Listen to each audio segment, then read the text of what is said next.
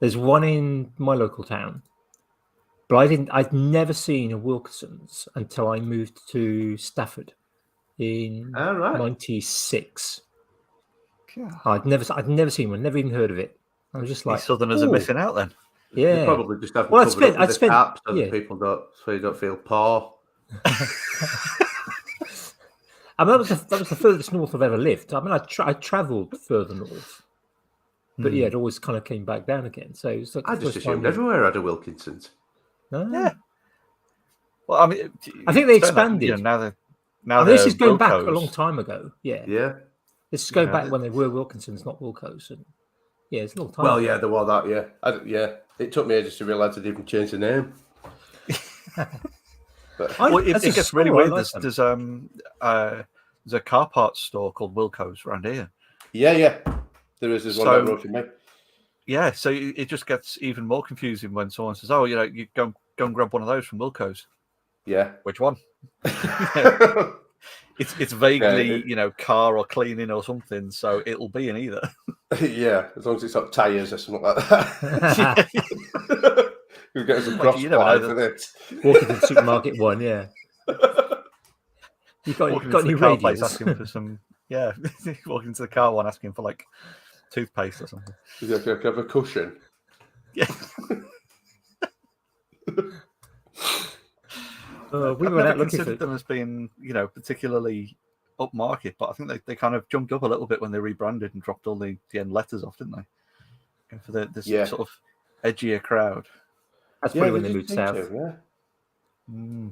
But like one of them shops that just moved into all the shit old shops that everyone moved out of, though. I know the one I know is like in an old Tesco that went when Tesco wasn't really that good and they didn't have like club card points, and then they sort of went like Premier League, and now they've gone a bit shit again. They've moved into there, and it were a dump when Tesco's had it, so it's not that much better now, really. It's like the other one's the range, isn't it? So you've got that kind of the proper upmarket version.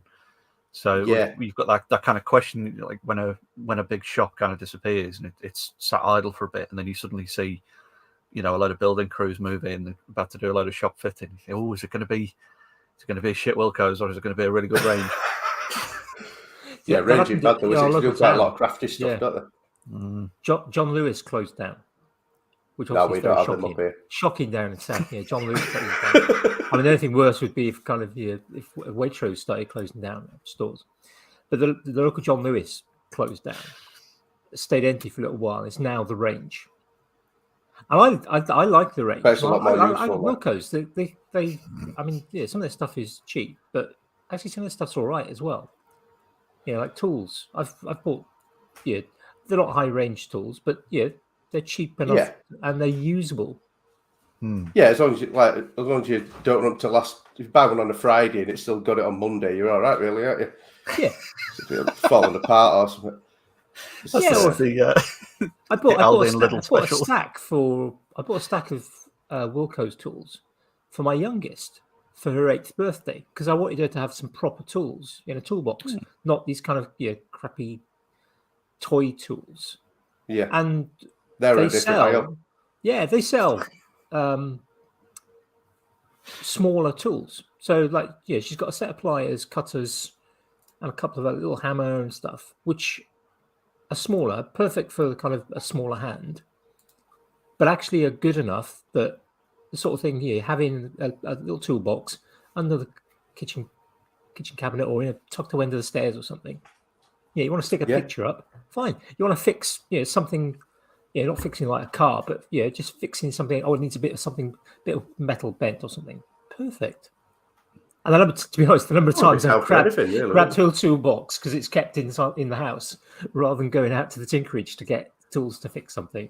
It's like that's the job. Maybe not so good for Tim to put a big lump of SWA onto a bit of switchgear or something, but it's happened. Not at a push, if you're out in the middle of nowhere, buy a Wilkins. Yeah, something we go like that and sort of crank it down and the handle just bends around it instead. Yeah. But, I mean, place I work now, the tools they buy they probably know better than Wilkinson's, to be honest. They're pretty shit. Made of the I'm glad I finest don't have cheddar. to use them, to be honest. I tell you what is good about Wilkinson's. They do pick and mix Lego and pick and mix nuts and bolts and screws and stuff. They do. Oh, I didn't know they did pick and mix I've never Lego. bought any, but I've seen the pick and mix Lego and thought, that's all right. If you ever need some knockoff Lego, I'm coming here. A 4-strip and a 2. Yeah. And of course, they also do actual pick and mix as well. Just that is put them all in the same bag because they've got pick and mix covered. Highly expensive bolts in the cheap pick and mix, or was it the other way around? Yeah. Well, it's all by weight, isn't it? So the trick is to hide the sweets, I think, in the nuts and bolts because it's done by bag size. Yeah, that was one of the games on the Woodworking UK site for a while, or the Facebook group was trying to get people to be trying to pack in as many nuts and bolts as they could because you either get like a small or a large bag. Yeah, you do. Yeah, fixed price. And what they were doing is packing in as much as they could and then weighing it and all having a competition with each other to see who'd get the most massive screws in one of the large bags. Yeah. Like strategies of starting at M10 and working your way down to smaller sizes and then just like tipping the tubs of like the little tiny mini screws. Well, you just go for like trying to tap the bottom of it so they try and work the little ones down. The air bubbles putting a little ones in. Yeah, exactly. Yeah, it's just little tiny screws wedged in nuts and bolts and things. I think you just go for the like small, like an M3 washer or something, wouldn't you? And just loads of them. That's got to be it. Yeah. The problem is though, something like that. The last time I saw that in Wilco's, I can't remember which size it was now. I think it was something like the M4 stuff was completely empty. So they'd stack of the big stuff, stack of the small stuff, but the kind of most common size you're going to use completely empty. See, I'm always other way around because like I've got tons of like M12 down to M6, but below that just don't exist. But like that's all, like you say, that's always what I need really. Because like they'll bring a toy over and like, I've like smashed this to pieces. Can we fix it? And I'm like, well, I don't have any M3 nuts and bolts. That is M2 nuts. Yeah, I'd be scared of breathing those in. Yeah. For the benefit of the audio watchers, Jamie's just held up a little Jamie's bag got tiny nuts. Yeah, exactly. I mean, they are literally 3.5 mil across the flat. Nothing of them. What you got them for then? You got a job for them? Sort of. It's for like the 3D printing stuff. Oh, okay. Just holding like covers and things together and stuff like that. Right, yeah, nice one. Yeah. Wash them in. Can't print those off then. No, a little bit too small. For the cost of them, you just go into like bolt pens or something like that. And just like 35 minutes for one. I have what was I making? I was like stuck for some I don't know what it is, but I never seem to have any penny washers or mudguard washers or whatever million names you want to give them. I call them penny washers, and like that sounds about an inch across. Yeah, like like normally M6 in middle or whatever. Don't feel like a screw on whatever. Yeah. And I've always like I can't remember what it was. We're doing something, and then I needed some, and I'm like, oh, I'll just make some. And I'm like, what are you doing? What are you making? Penny washers. So I got some aluminium glam plate out of the garage. Just about to start drilling and thought, no, I'm just gonna go buy them. So I've always been able to get stuff like that from work. I've just never even entered my head to buy stuff like that.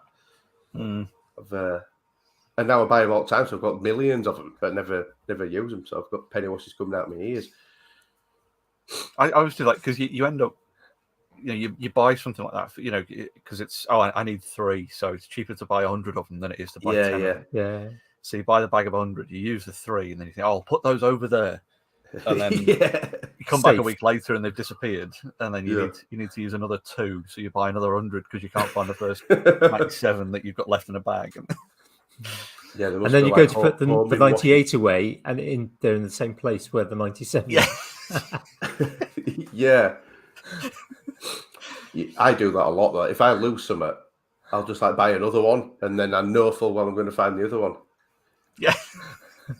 You order it on Amazon, the second you get the dispatch notification, the other one appears. Yeah.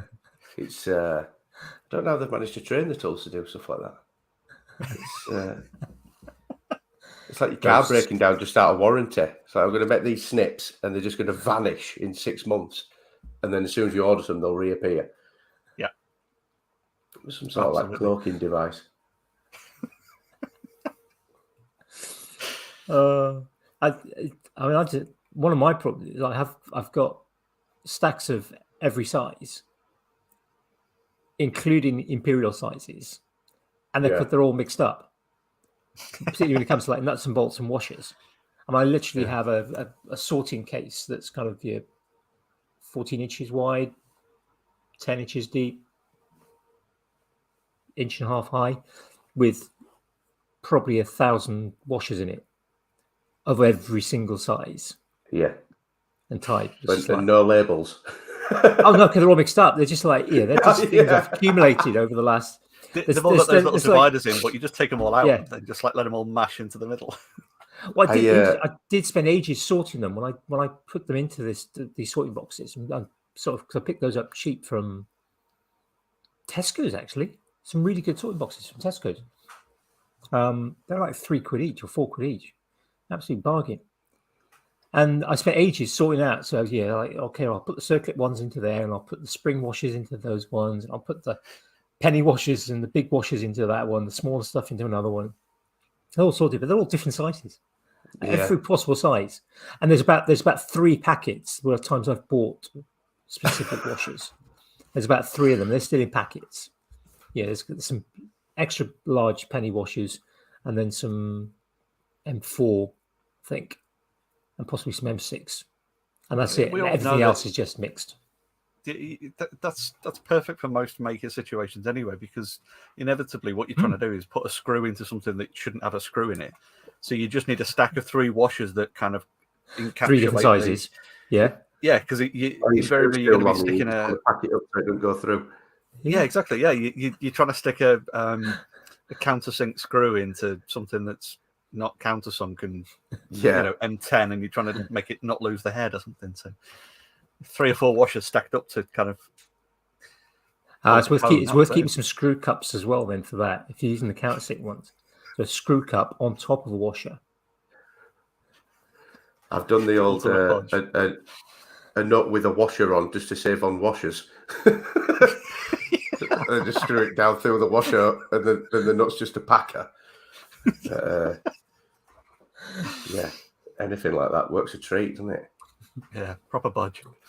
Like you mentioned in your washer box, Andy, I used to work with this guy, and it was spot on, like really good bloke. And if we were ever stuck for a nut or a bolt, he used to have this full-size dustbin in the back of his van, brimmed with random nuts and bolts. Any nut and bolt he ever had a spare of, just chucked it in the bin, and he'd just tip it out in his van, and we just have to sift through. I found it, and then shovel them back in. Actually shoveling nuts and bolts back into a dustbin for next time we need it, and you just got to hope it's not within the next 20 minutes. That was like proper Lego, wasn't it? You just kind of had the one big box with all the Lego set at the bottom. Every time you wanted to make something, you were scrabbling through, just making all the noise, trying to shuffle everything to one side to find those little bits down the bottom. Yeah, it's not like my 3 boys are getting into Lego now, and there's too many specific bits. They're all loads now. That's just Darth Vader's front bumper or whatever. It's just what? And you can use it for just that one piece, and then it goes on a shelf. And it's like me and my brother used to play smash ups. So you just have a big tub of Lego, and we both make a car, and then we just ram them into each other until all the bits fell off. And that was a couple of hours sorted, just rebuilding the car and making it stronger and stopping it from exploding. Constantly trying to make a roof for a house and never actually really managing. Yeah. You just do the rib. You just do kind of around the outside. Yeah, just get to the top, and then you're like, oh, now I've run out of these slopey bits, so that's it.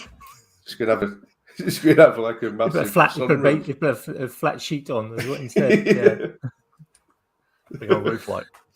Yeah, it's all right. This house has got a roof garden. Don't worry. But I think having a big box of, I think there's something to be said for kind of having a big tub of Lego and being able to find a specific piece. I think it develops in kids. Yeah. Patience, observation skills, fine motor skills, and just discrimination. Yeah. It's martial arts skills for trying to beat your siblings up to get the bit that you wanted, because that one's the black bit avoiding standing the the ability to hover across a carpet.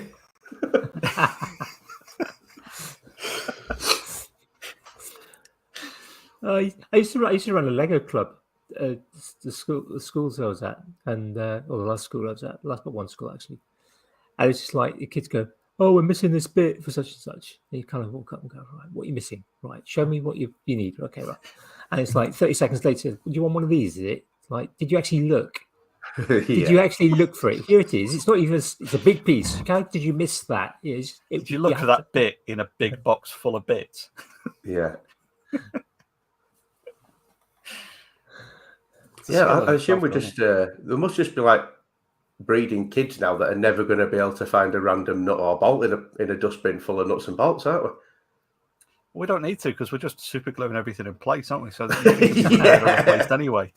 It's tiger seal everything. Yeah. They can't fix anything anyway, so no, you just print another one off. Yeah, exactly. Not washers though. I think it depends on how we sort of treat our kids. I mean, my kids are like, right, okay, yeah, they had a lot of sets of Lego just because that's how Lego comes. I mean, yeah, you can buy the big tubs full of the classic sets. They'd get like, my youngest has got quite a lot of Harry Potter Lego sets, but then it's like, okay, made it. Some of it's been kept and put on the shelf because it looks nice. Other bits just get taken apart, put into a tub, and it's just like, right, want to build something now? Right, got to go hunting for it. So it's like, I think they all find their way back into like the main tub now, don't they? Yeah. So ours are just full of like dinosaur bones. Like, got like a T-Rex rib cage in Lego. Like, what? What else are we going to make out of that? Loads of walruses. It's just like, no chance, have you? Yeah, I think there's some strange bits now for Lego. But I think it's still amazing stuff. Oh yeah, it's brilliant. Absolutely, yeah. It's like they're getting a bit old for Duplo now, but they still love Duplo, and it's probably because it's just faster. Like they're not, just keeping their attention. They can knock up a tower in no time, can't they? It's massive, out about 7 bricks, whereas like Lego, it'd be days of a job, and it won't be past the knee. It's the fine motor skills for the younger kids. Duplo is good because they can. 3 or 4, they can stick it together fairly quickly and easily. Oh, yeah, no time at all, yeah. Have you ever done the thing with the Duplo where you kind of sort of see, can you make a tower that goes from floor to ceiling? Yeah, but we ain't got enough Duplo, so it only gets, we've got about 1,200 mil, that's about it. See, I'm just hearing that you got some fancy, really high ceilings in your house. That's all I'm hearing. Yeah.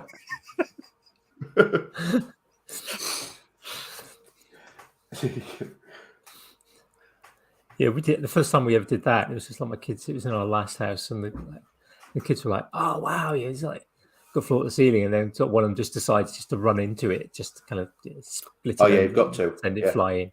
Yeah, what was it? One of the kids, or was it you, Andy? No, I wanted to keep the thing going. I wanted to keep it in place, but I would definitely knock it over.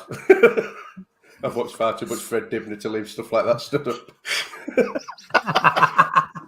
Get a little Lego tyre fire at the bottom of it and drop it. Or just there with the plunger and then sending one of the kids running into it. Oh, that's the first time I've ever heard Fred Dibner associated with Lego. I bet he would have liked Lego. Definitely. Have you ever done the trying to make the tallest tower out like rolls of newspaper or what? Have we did it in Scouts once? I can't remember the not the rules, but how you actually go about it. But that was a good one. I'll have to try that with him. I've done not that we have like that a few times. Anymore. Yeah, I've done stuff like that a few times. It's just I've done that one like a few times. I mean, years ago, because it sort of stuff gets cut back on the last sort of 10 years or so. But kind of I can remember going back into the early noughties and going on like training days off to some events things, and did kind of right. We're going to have a bit of a warm up. We're going to see who can make the tallest tower, and you've got like 20, 30 teachers in this room. It's like teams of 5 are getting super competitive. See who can do it. But once you've done it a few times and know once you know a few tricks, it's really easy to sort of win at those things, because it's surprising how few people know sort of some of the good tricks to do it. Yeah, I was just trying to think how I would go about it now, but I still don't really know. I think it depends on what you get given. So do you get any tape? Do you get paper clips? Oh do you yeah. Newspaper. I tell you actually what I saw years ago. We had a guy come into his school I was at. Can't remember his name now, but he had developed this sort of system. He had taken some dowel, so some 3/8-inch dowel and 1/4-inch dowel, so 2 different sizes. He bandsawed most of the way through this dowel, so there was a split. Yeah. You then took some newspaper, and the dowels were kind of about just a little bit longer than a broadsheet newspaper sheet was. So you put the dowel across the newspaper, and then use it to roll up. Then a little bit of masking, or a strip of masking tape down the length. Pull the rod out, and you're left with this tube of newspaper, full sheet of newspaper, nicely tight and sort of that rod. And if you use the 1/4-inch and the 3/8-inch, one would slide inside the other. You'd flatten the ends, and you had kind of the kids were doing this. You flatten the ends with like a pair of pliers or something, and then you had a really strong hole punch, so you could punch a hole in the end. So you ended up with this quite rigid rod with a flat end on each end with a hole in it, and then some 3mm bolts, nuts and bolts, and you could join these things together. And with the 2 different sizes, you only flattened the one end of them, and you could slide it in. So you had a variable length rod. Okay. So you could put them together in triangles. And this guy, one of the things he brought with him was a section he built of a scale model of the London Eye. And this thing was like 10 feet across. Right. And it was super strong. I mean, the section, it was kind of, triangle, the lengths were, I mean, it was super strong. And some of the projects he'd have them making would be making make bridges. He'd put make the structure and then put like cardboard to make like a platform, a couple of layers of cardboard, so you could actually stand on it, make bridges, all sorts of things. Amazing stuff and huge structures. And it's just cheap as chips. Newspapers. Yeah, a few. I mean, he had hundreds of nuts and bolts, to join them all together. It's just brilliant, absolutely brilliant. And kids. At the beginning of the lockdown, when it was the first lockdown, when it was like boiling red hot, and it was like other than COVID, it was brilliant. I ordered 25 broom handles on eBay. And we were just tie wrapping them together in the garden, just making like crazy big dens and stuff. I was, because they were all a bit young to help really, but that was ace. I'd recommend that to anyone with kids. Yes, I think it was like sounds 15 good fun quid. for just you and your mates. Well, yeah, we could do some like drinking dens. Yeah. And then I started thinking, if I could like design something to like lock them into, just have like a ball with loads of holes in. Yeah. So you had like a 45 or 90. What the other? Not 40. This one 90. It is 90.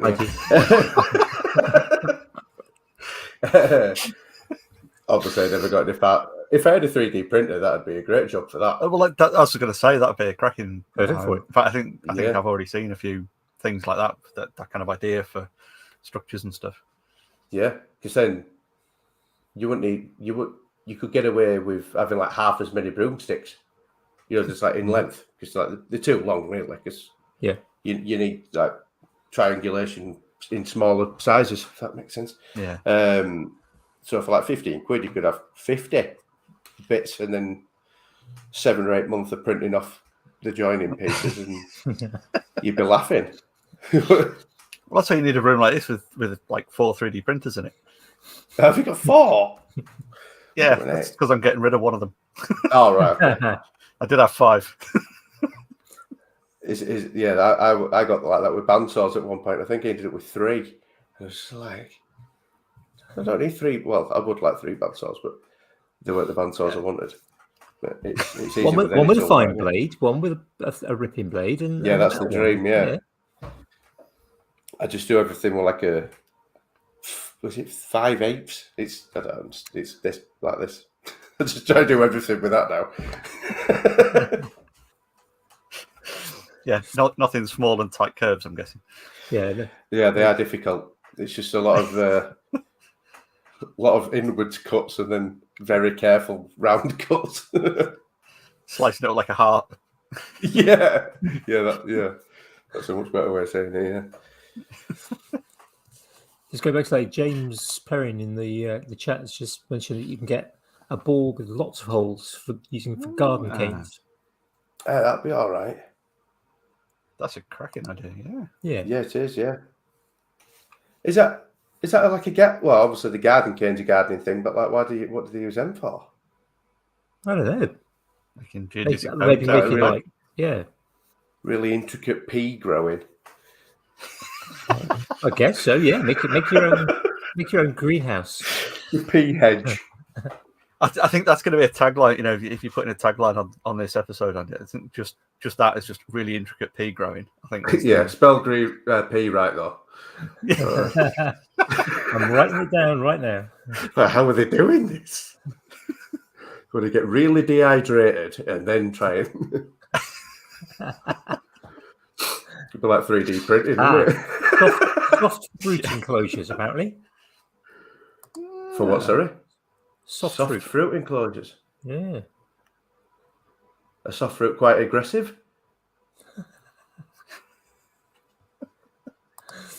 Well, yes, some of them are. Yeah, if you think back to the raspberry canes, they're pretty vicious, and blackberries, brambles. Yeah, true. Yeah, soft fruit. They don't like being called soft. Yeah. They'll sort people out, all right. So, Band, you do like your old tools. Yeah, that's they're just better, aren't they? I was going to say back when they made them proper. Yeah, I think. Well, it's because I've got like I had like a couple of engineers in my family. One of my uncles was a pattern maker, so my granddad actually made woodworking tools and radial arm drills and stuff. So he made heavy machine tools, and then my uncle was a pattern maker, so he made anything. And then my other uncle was an engineer, and he's the one who he made my lathe. So I just old stuff. So plus you can fix it, can't you? Yeah. It's like a pillar drill. I know I think it's from like 1942, but I know if anything goes wrong, there's anything on it that you can't still get really, because it'd only be a bearing or something, or get someone to make one, and then you're off again, aren't you? Yeah, of course, yeah. Yeah, that specific little board's gone with that epoxy chip on it. You got to replace that, but you can't get it because they've stopped making it. Yeah, yes, none of that crap. Or not compatible. They still make one, but it's not compatible. Yeah, you've got to completely learn how to make a printed circuit board or something. I'm just not going to do that ever. It's I like new tools too. Like, you know what I mean? Like CNCs and stuff are great, but I just don't have room for them. And as you can see, I'm awful with computers. So it's just if you could find one that you just draw it and then they print it off or cut it out, that'd be right up my street. But I don't even know if that's a thing. Might be. Yeah, I mean, for 2D stuff for a CNC, you could definitely do that. Yeah. Hand draw it and then just scan it in and cut it as it is. Stuff like a really like wonky table. Yeah. And that'd be your, Tim style. Yeah, it is my style. Yeah, wonky tables a lot. Yeah. You also got that two of step them in front to Glowforge, the laser. I think I may be wrong on this. I'm sure somebody will correct me if I am. I think they've got a facility where you can literally take a drawing, put it in the. Yeah. So you draw. I presumably you draw on a piece of paper or put it on your piece of material. Stick it in the Glowforge. Press the right buttons, and it's got a camera, so it will look at the design. Right, follows your lines, and then it will cut or engrave. It's basically the same thing. It's just it knows its own distance. Yeah. So it's just got a camera built into that gantry, so it's basically just doing the same thing, taking a photo. So you could do the same thing now. You could draw something by hand, stick a ruler on it, next to the drawing, take a photo of it. And all they've done is they've just automated it through their software. But you can do the same thing now. They need that for CNC. Yeah, you could do that. Yeah. You could kind of have an 8x4 sheet plywood, stick it on there, draw lines. You draw it on an A4. Yeah. Yeah. Well, just mark out your sheets. Just use a red pen for cuts, blue pen for engraving. Cut it all out. If you have to teach it to like miss out scribbling out, so so not this bit, but I do want a wiggly line over here. You have to write that in block capitals, and then it knows what you're doing. Yeah, not this. This computer would just be like slowly like setting on fire in corner, like not knowing what to do with itself. I'm pretty sure it'd be quite quick. Yeah. If you do those do you ever do those things? You sort of mark something up to cut it, and you go, right, I must make sure I'm on the left of that line because I'm just slightly out. Yeah. Or I've got to be on the right of this line here, and it's just like you don't want to on the outside. I always have like my line, and then whatever side the cut is. But then sometimes I don't know why, but I like switch up whatever that arrow means just in my own head, and then I have to remember. Just I don't know why I don't just have a process for it, but it's probably why I don't do it for a job. It's all right. It's in your own head. So if you've got to give it to somebody else to kind of cut, right, I've marked this up, go cut it. It's like it's too short. My dad did that with a worktop recently, and it ended up a metre too short.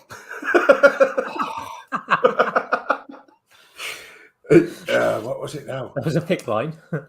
Like the lead time for the worktops was my sister's kitchen, and my dad had fitted all the kitchen, so another £60 bit of worktop didn't really like break the bank, but I was just oh no, because my dad is like 70 odd, he's still imperial, but has a little go at metric every now and again, but you don't know when he's trying or when he's in.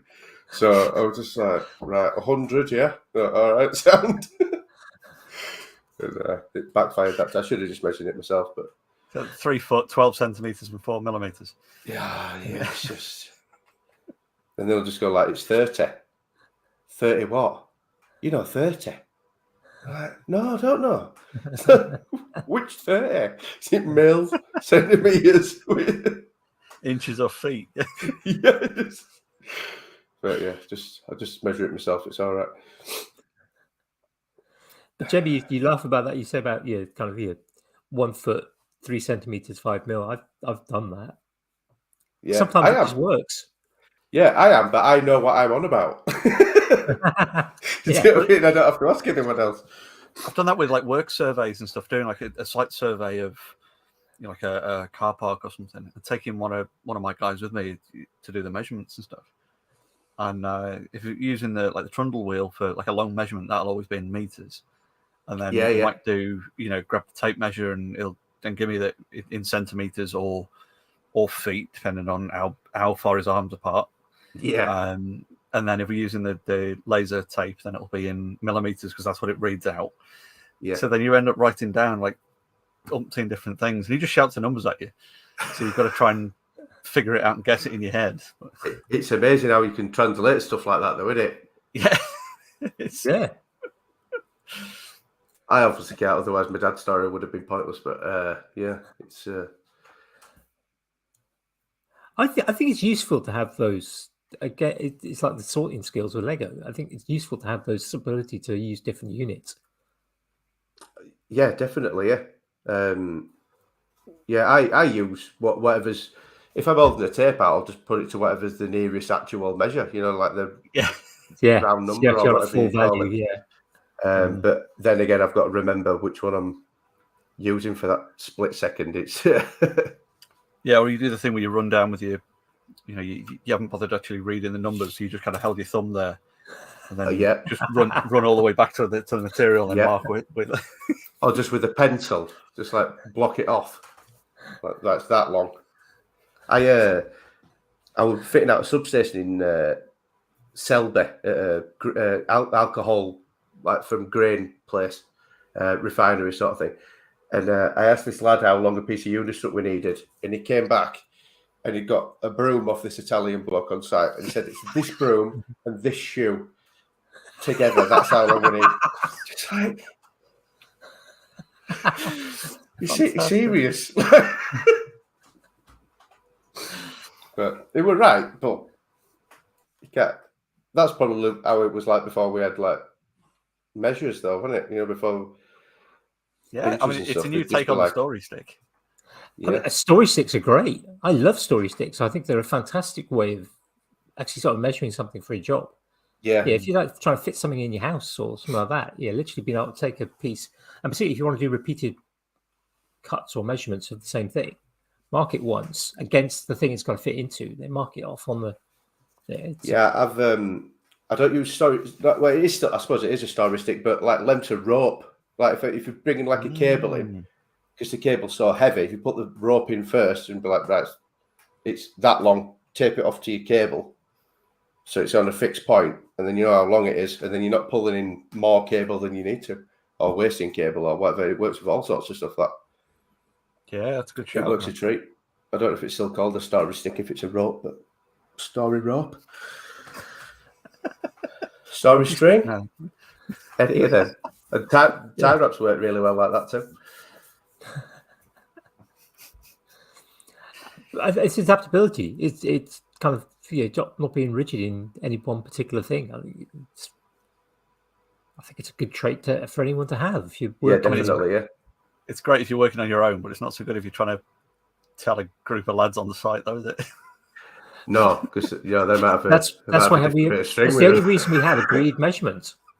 I mean, temperature scales. Anyone can generate their own temperature scale if you want. All you need is decide on something that has a fixed, always has a certain temperature. So pure water boiled at sea level always boils at a certain temperature. Pure water always freezes at a certain temperature. Have an upper and a lower fixed point, and then decide how many degrees you want to separate the two things. There's some fantastic. Veritasium did a good video about that quite a few years ago, and literally showed this one thermometer. It had one tube in the middle, one sort of spiriting glass thermometer, and then there was like the scales. There were like dozens and dozens of scales either side of this particular thing for comparing different measurement scales.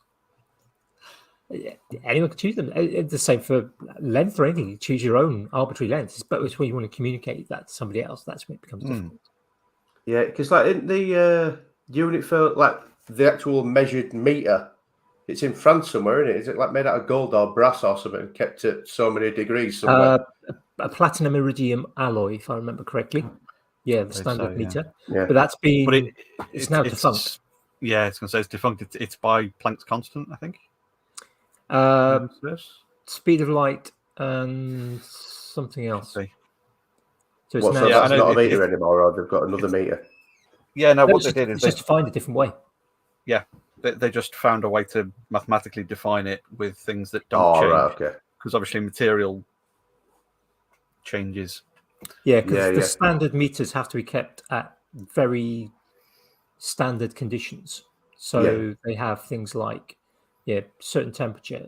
They're generally kept under vacuum, but under kind of when you're storing them, you can store them under vacuum, which avoids anything, even just an atom or two, dump it on the end. Because this happens all the time. You take a piece of metal. Theoretically, an atom can evaporate off. If it gains just enough energy, just a certain condition can be just right. Other atoms vibrating into it, and one will just fly off. Yeah, it's just evaporation, and that will alter the length of it. And similarly, kind of, if there's atoms of, even like nitrogen, oxygen in the air hitting it, theoretically can also, join on, again, changing the length. So you want to kind of not have that. Any variations in temperature will cause it to expand or contract. Humidity, if you've got moisture on it, all that changes the length. So defining it without defining it by a lump of material just makes it a lot easier. Well, plus, if the aircon fails, it doesn't really matter then, does it? Yeah. Which it's going to do, isn't it? 'Cause it awesome. And some numpty like us will just grab hold of it and put a load of greasy fingerprints all over it. It's really bendy, this. Why is it so bendy? What's it sound like when you hit it on the table? Yeah. I use it as a hammer. Yeah. Everything's a hammer, yeah. Yeah, can be. What sort of stuff do you set for work, Jamie? What are you setting out? When you said you got your walkie wheel, all sorts of stuff. Yeah, we do. Depending on what we're doing, like the bread and butter work we do is design work, building services, design stuff. Yeah. But we do a load of other stuff as well. So I've done things like doing car park layouts for Travis Perkins and things like that. So going and doing measuring their sites out and then doing designs for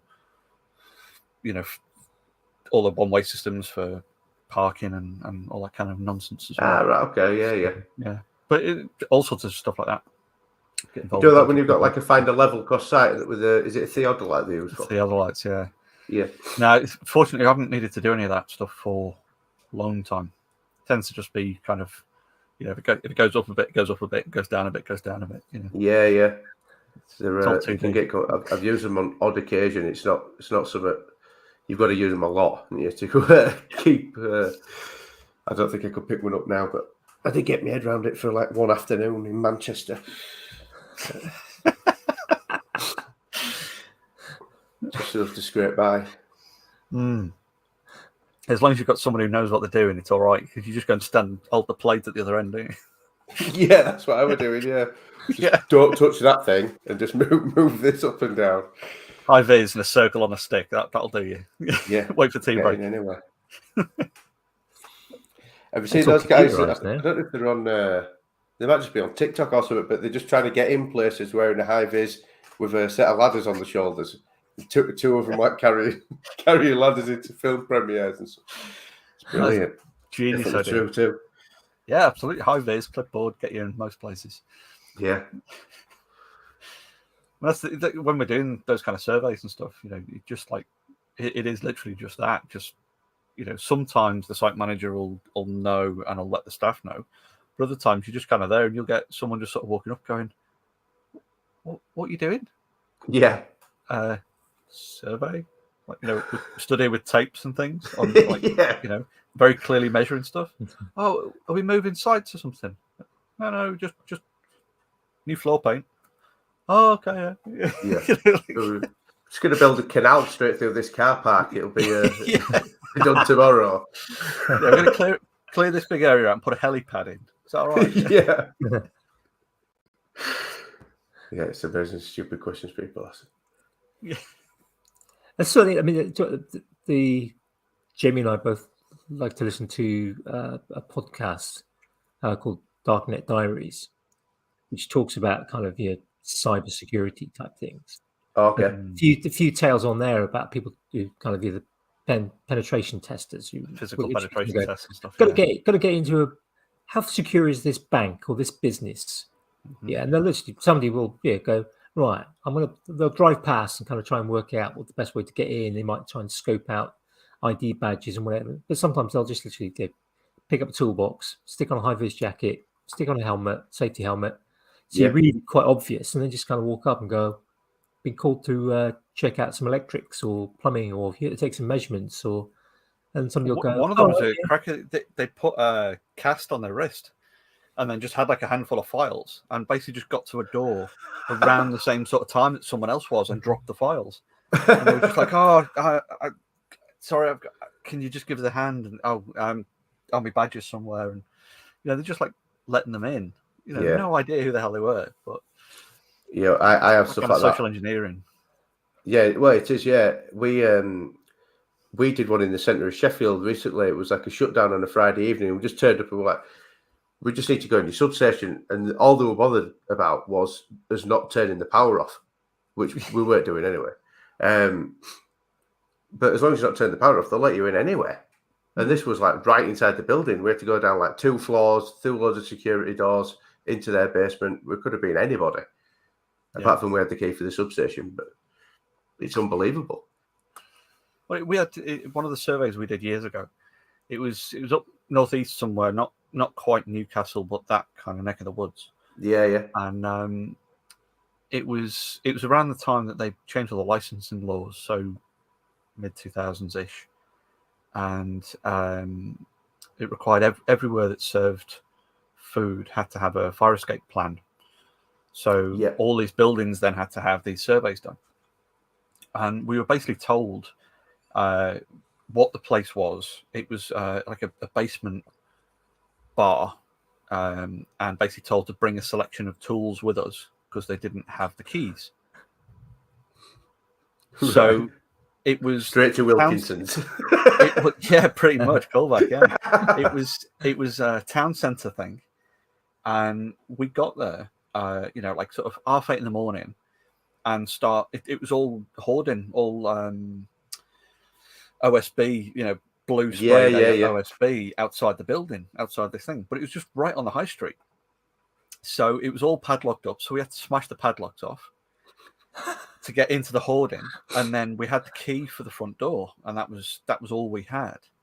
So as we're like smashing the shit out of this padlock, middle of the morning, some woman comes up and she's like, "Oh, what's going on?" I was like, "Oh, we've come. We've got to do a survey."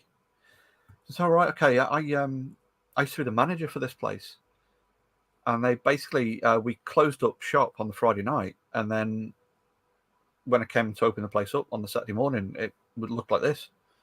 Right. Not had anything from the managers, and that was 3 weeks ago. Blooming heck. So we were just like, "Oh, okay." So managed to get in, open the place up, went down to the basement, just like a like a little bar type, wine bar type sort of deal, all the fancy high tables and stools and everything. But there's a weird, unnerving smell in the air, and she's been sat completely dormant for 3 weeks, and they hadn't even cleaned up. She'd gone to try and clean up the following morning and just couldn't get in. Yeah. So everything had just been left. They just locked the door, turned the power off, and shut the whole thing down. So there was the bar area was separated off, and there was a little, essentially like a bund separating the kind of the dance floor, or not the dance floor area, but the punters area, and then like the house stuff. So the guy I was with, basically, because there's no power at all, so we were like using torches to try and work around. Swung the door out to step into the bar area. He just put his foot down, and it made a splash. Because they turned the power off, all the big freezers had just power had gone, and doors had all opened, and everything had just kind of splashed out into the back of the house. So we just kind of like, nah, closed up, walked out, rang the health and safety issue. We cannot do this. No. Yeah, God knows what it was. Yeah, well, it was all like the food that they'd had in the freezers for like It's just been minging, wasn't it? Yeah, it was. It was just like fish floating in the thing and everything. It was rank. So look at the school I worked at one summer holidays. They were summer holidays in schools. Yeah, it's just like, right, get all the contractors in, do whatever needs to be done that wasn't emergency done during the rest of the year. Yeah, if you need some building works, whatever, it's done.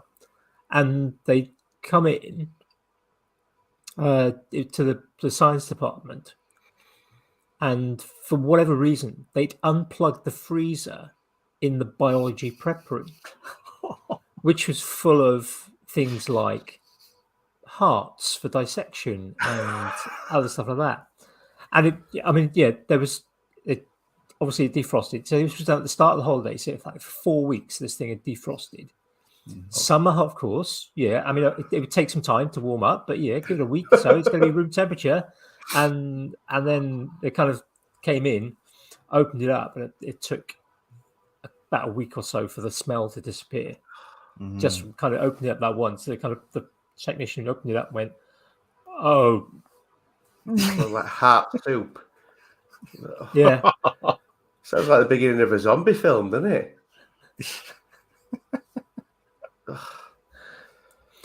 It's not something I could do now because it's just not fit enough. But I've always fancied having a go at kind of the urban exploration. Yeah, where you kind of go, oh look, there's a bit of a gap in this fence here and this disused barley. Yeah, I Let's go in definitely and just could get poke into around and see what's what.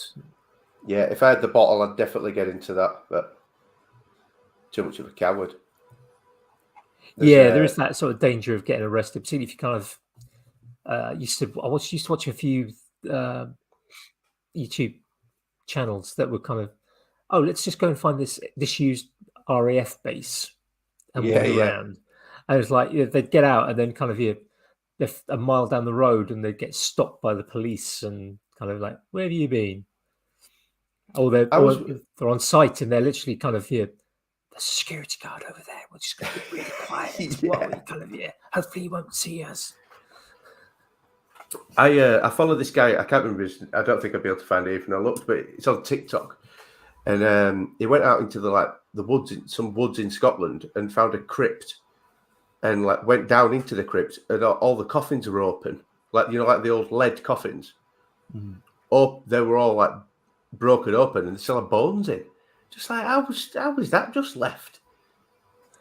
It was really weird because obviously there could be anything in those lead coffins, couldn't there? Because that's why they had them to keep all the disease in it. You just think, oh, nice, that could. How long? How does bubonic plague last? Yeah, exactly. And there was no goo in them because it didn't really out of respect. It didn't really show up close, but it looked pretty dry in there. So, but just minging and I didn't even expect that to happen. We've got in a field just behind the village church. There's at the top of it. It goes up a brow of a hill. At the top of the hill, there's an old Royal Observer Corps little sort of bunker. Oh yeah. And it goes into the ground, and all you can see there's this 2 foot of reinforced concrete coming up, and it's got the hole. I was like, we first moved here, and I kind of walked up, and it's like, ooh, that looks interesting. And kind of there was a wire fence around it, which is all broken down, sort of and loads of just stinging nettles and stuff. It's like, gotta have a look at this. And you kind of wander along, and you kind of, ooh, there's a bit of a hatch there. Well, this could be interesting. Kind of put my head down into the hatch, and it's full of concrete. They'd filled it in. Oh, it's just like, oh, bummer. That would have been so good to get down and see that. And there's a few on YouTube, and they found them, and they've still got power to them. It's just how are people not monitoring that being used? Crazy, isn't it? But, well, the interesting ones, because there was a plan at the end of World War II where they had they basically had a resistance trained up. I can't remember the name. There was a name given to it, but basically they trained up loads of not really home guard people, just literally kind of random people, particularly a lot of gamekeepers and in the sort of country areas. Yeah. And they were basically trained to just cause chaos and mayhem if the Germans had invaded. And they were set up in small little teams, and they'd have these bunkers buried in local woods across the country, hundreds of them, full of ammunition and weapons and explosives and radios and just all the stuff that they needed to kind of cause this mayhem.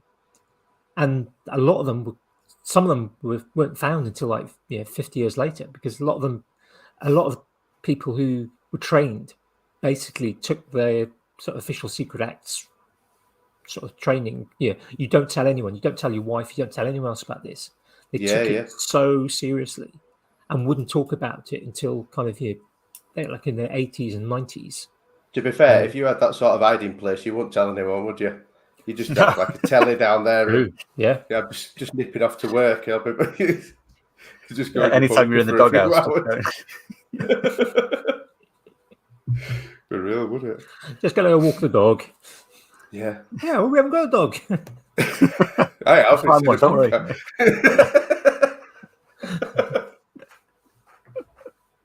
There's a good one.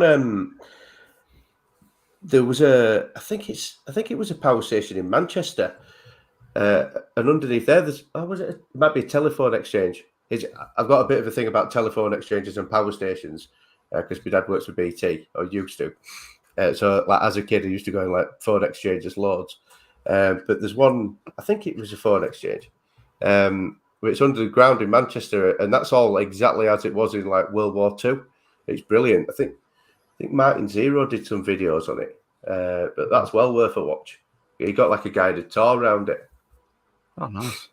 And then the power station, he didn't get to go in the power station because it's a substation now, but there was the water cooling in it.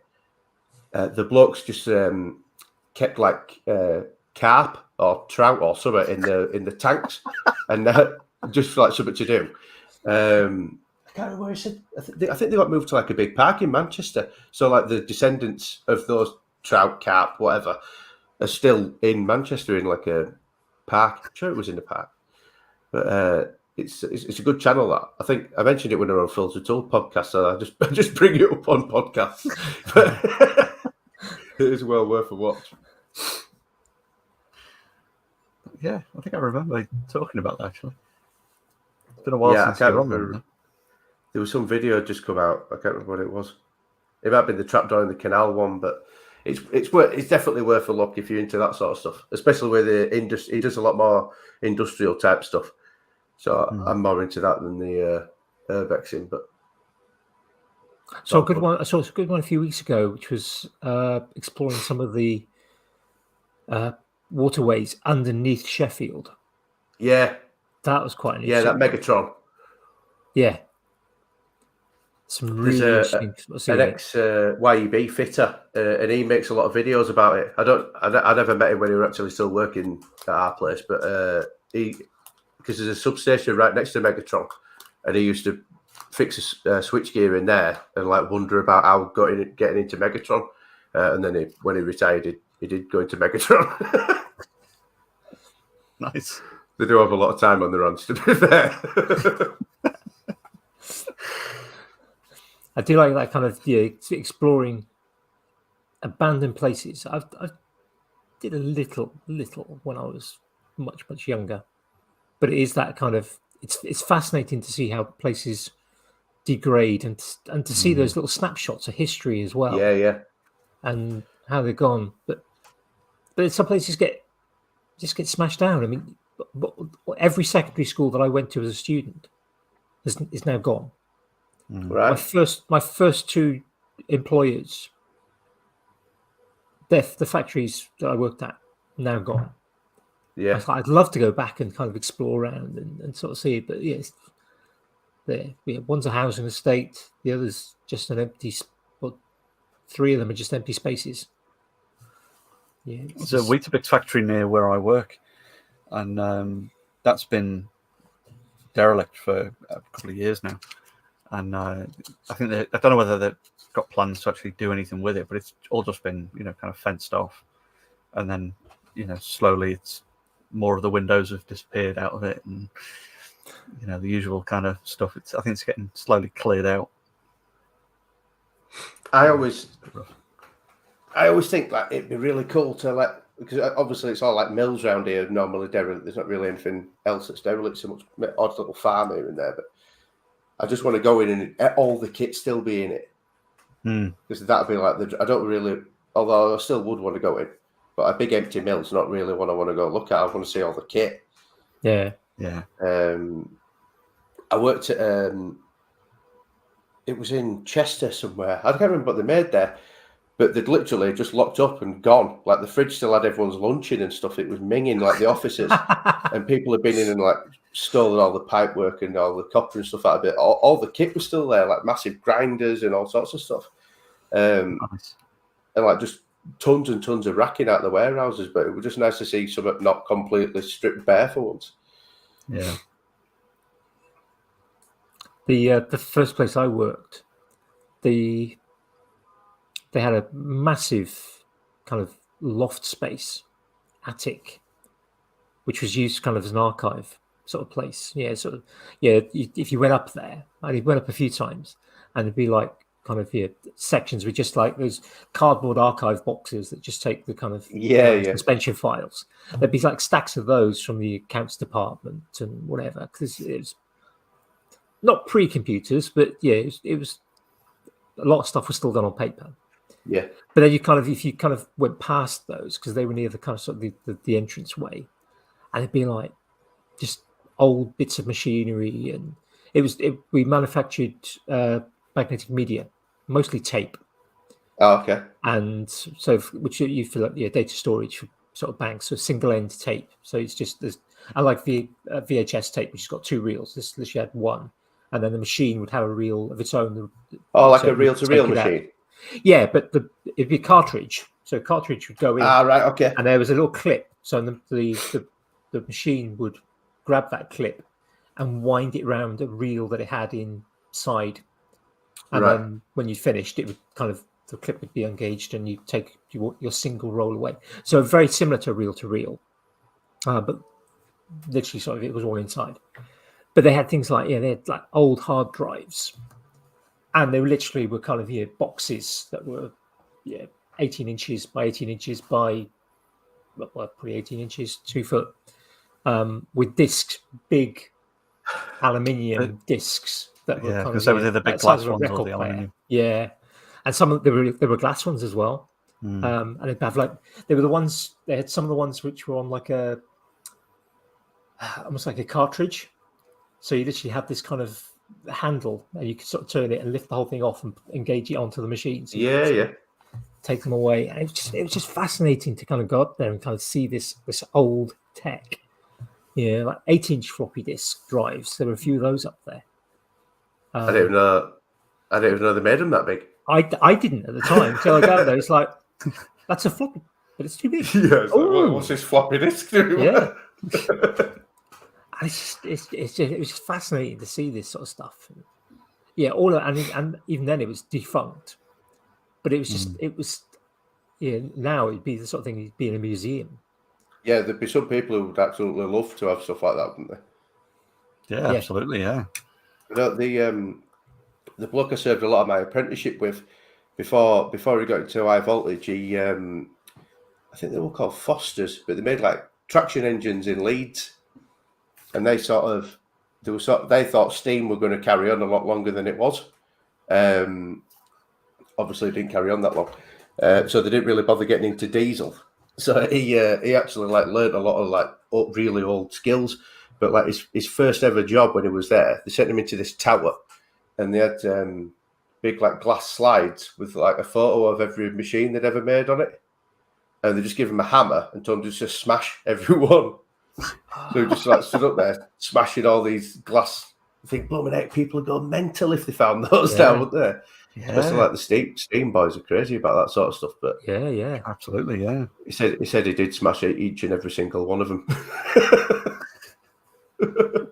yeah, but if your boss says you got to do something like that, you have to do it. I know. The place I worked before I went into teaching, it was cement bonded particle board, and one of the things that I was in the quality control team, but we also did some research and development. And one of the things we were developing was making a construction panel that had two 6mm boards. And then between that would be a phenolic resin foam. So you'd get this foam sandwich. It's just like one of those kind of those foam wafers with marshmallow in the middle. It's a bit like that. Yeah. But it was the foam was purple, and the board wasn't crunchy. We developed still tasted the same.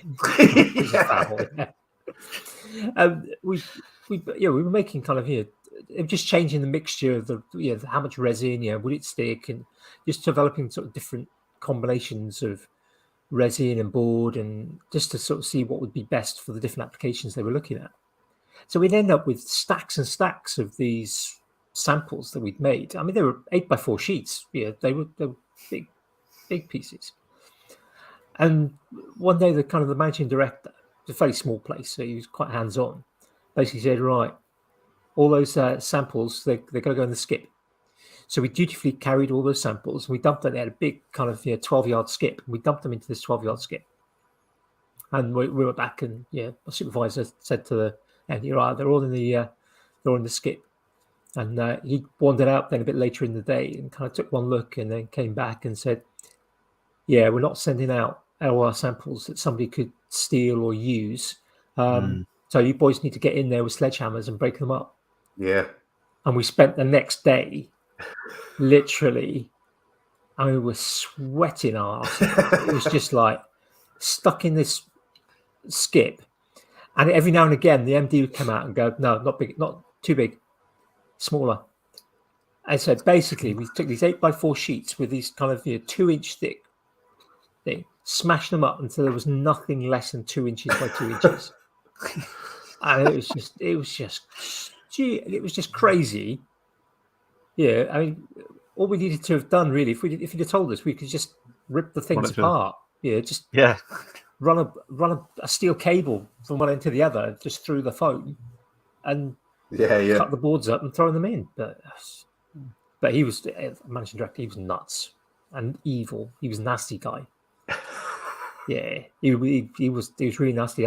Our maintenance manager, he was a good guy. He'd been off sick, and the line went down, the main manufacturing line, and the fitters couldn't fix it, so they called this guy in, and he was a biker, so he came in on his bike, and he had flu. How he was standing, it was just like everyone was looking at him going, how the hell did you actually get in? Proper flu. Yeah, he looked like death. He could barely stand, but he got the thing working. And he starts peeling off his overalls. And the managing director says to him, where are you going? And there were a bunch of expletives because this guy, he only spoke, every other word was an expletive.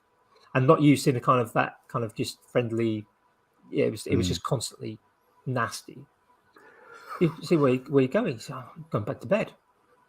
He said, you go now, you take your cards with you. I was just like, just nasty place. That's when they were screwed back. It's the place that screwed my back up. So it was just like, I'm not surprised swinging a sledgehammer for 2 days solid. I think you could. Some of the other stuff. Job, that was one of the easier jobs. I mean, just shifting the boards around. 8x4 sheets. They're not easy to sling around on your own. Even like 9mm MDF in an 8x4 sheet, it's not all that easy to sling around, is it? Just the size of the thing is just a nightmare. Well, the boards we mostly made 8x4 sheets. Occasionally, they made 6x4 for certain markets.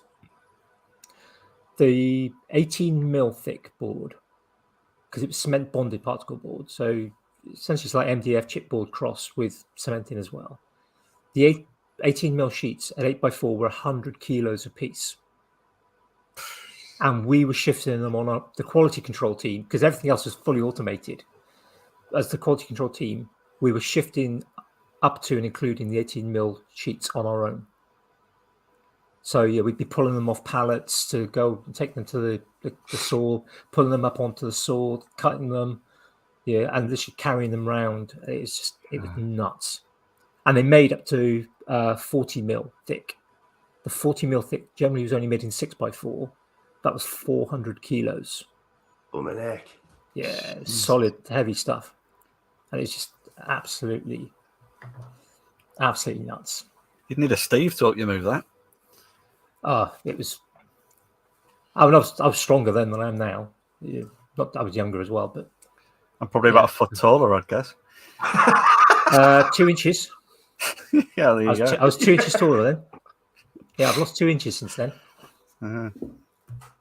But it's those crazy things. Somebody says, oh right, that needs to be smashed up, and you think, how many really good things that didn't have kind of somebody's going to steal that idea type connections to it. But how many really good things have been destroyed just because somebody went, we need to get rid of that.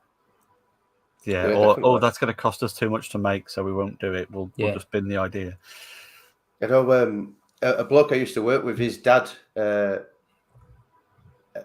did he work? He worked for Rolls Royce on like Lancaster bombers, and his job was to design the bomb bay doors. So he designed all the bomb bay doors. They had it all drawn up on silk.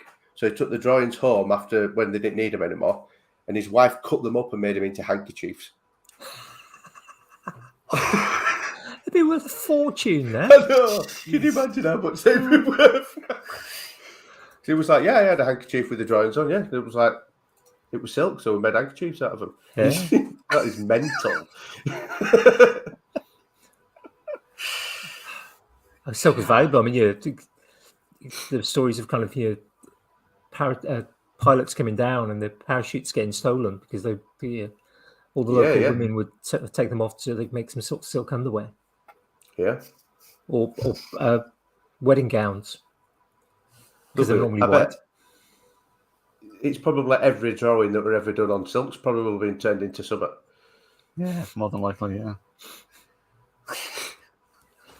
But it took me days to like. I was like, "Are you joking?" Like, no.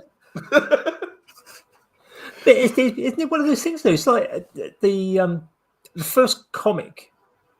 Oh, no, it wouldn't be the first comic. I a few Beanos and whatever. But the first sort of comic that I had that was kind of starting out was 2000 AD. So I had the very first, probably the first sort of 20 or 30 2000 AD comics. The Judge Dredd being introduced. Yeah. And they're not worth a huge fortune, but it'd be worth something now. I've had them, but I read it, kept it for a few weeks, and then more came in, and probably Mum would have said, you need to tidy your room up. Have you finished with these now? We'll just throw these away.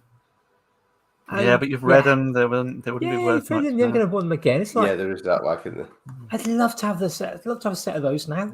Yeah. See, if people like Magpie, if they didn't release all of their stuff digitally as well for free, those 10 or 15 issues of Magpie that I've got that are still in the cellophane might one day be worth something.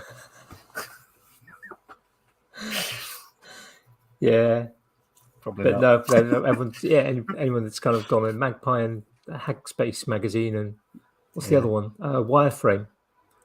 Yeah, they're game making one. Yeah, all available online for free.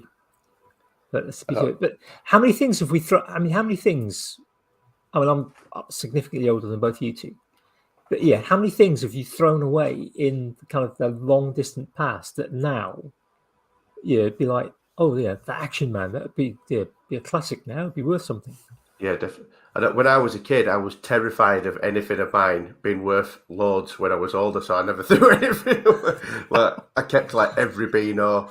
I had all the I remember Sonic the comic coming out. I was on holiday in Wales, and we got issue 1, and I was like, right.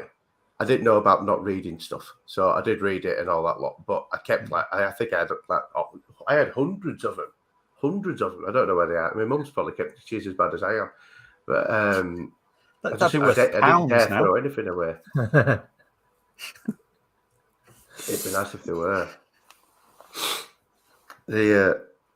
Because all the mileage my dad did with work, I think it was Shell or Esso or something. You used to get points for filling up there. Yeah. And he must have brought me 5 or 6 of these cards in a box every week for ages and ages and ages. And I would just get to the point where I was just keeping them in a box and just I'd one set that I actually played with. And these are definitely going to be worth a fortune when I'm older.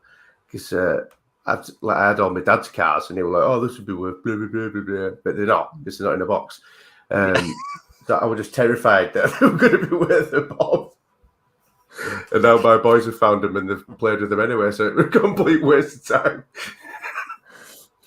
I inherited from my dad a 1966 World Cup stamp, and some of them had winners stamped across it. Obviously, after the win, they were released before the thing. I had this, and I thought, wow, this has got to be worth something. Yeah. 1966 stamp winners. It's got to be. It's unused. It's got to be. Yeah. And it's like I looked it up probably about 10 or 15 years ago. Yeah, about 5 years after my dad had passed away.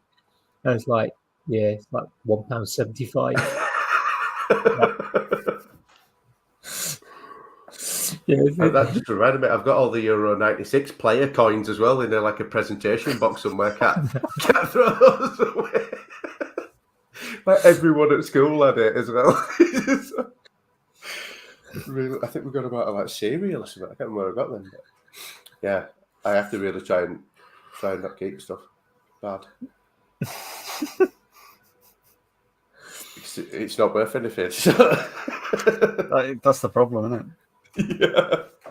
Yeah, Everyone's gotten onto it. How do you work out what's going to be worth something? Yeah. Yeah, well, that's the trick, isn't it? The thing is to collect something and then destroy all other ones, and that might be worth something. Yeah, I'll just get like if one of the players accidentally stuck a mustache on him or something like that, and then that's the coin, and I probably would have that. Because if it were wrong, I would have thrown it away, thinking, "No, that'll work." Yeah, Bennett's defect. Yeah. Yeah. I think that happened. That used to happen a lot. Yeah, it's like, oh, this is wrong. You get thrown away, and people would go, oh, that's a bit of a defecty one. But now people go, oh, look, I've got a £2 coin.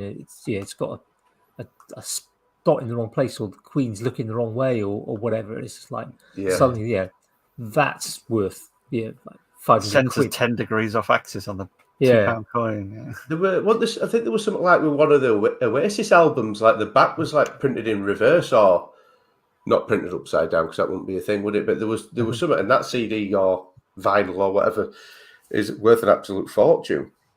Right. Because I had that and I thought, oh, sound, yeah. But obviously mine was perfect, so it's not worth anything.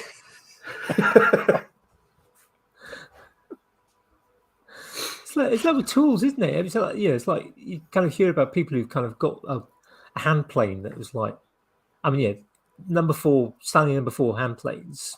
Yeah, after a certain age, are not worth. Yeah, they're worth hardly anything. Yeah, you can pick them up and do them up. They're great pieces of kit. But then, you hear about somebody who's like, if you got one from 1927 with an L on the side, then that's worth like £3,000. Right. Because they're you've really got to know your onions with them, haven't you? But it's finding those things, and you kind of how many are stuck in landfill somewhere. Oh yeah. I got given a box of really, really old hand planes, and I again thought, this is it. This is me. I'm like going to retire off this. So I think it was called Matthias or something. It was like an infill plane made in Scotland. I put it on eBay, and like bearing in mind, I got given a box of them, and I think I got 170 quid for one. And then this guy messaged me saying, "Oh, did it have this on the plane, on the iron?" And I'm like, no. He goes, "Oh, if they don't have that on, they're like worth 400 or 500 quid." Bastard. Somebody else paid 170 for it. It's gone. Yay. Yeah, laughing his cock off. Yeah. But then again, I got 170 quid for now. So it's not that bad, is it? True. Yeah. He probably sold it and did better than I did out of it. Economics, you're happy you got 170 quid for it. It's like, yeah. Well, you don't kind of think about what could have been. Well, that's it, innit? You can't.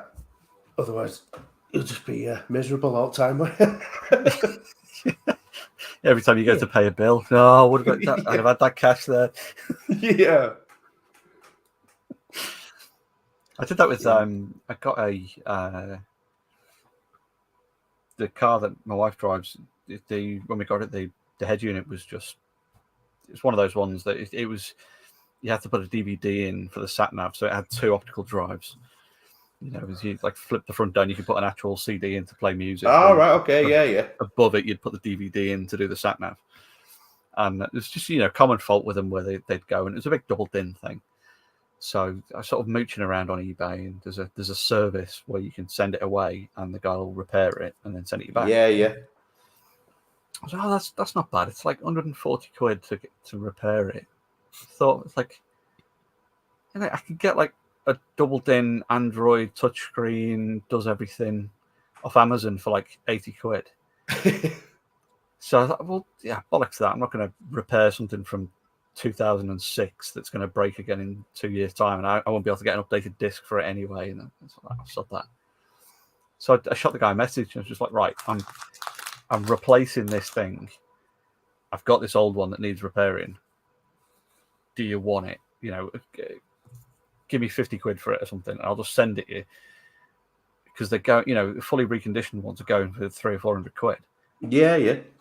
He's repairing them for 140. So I thought, well, I could send it in, get it repaired, and then stick it on eBay again separately, and then do that and do that.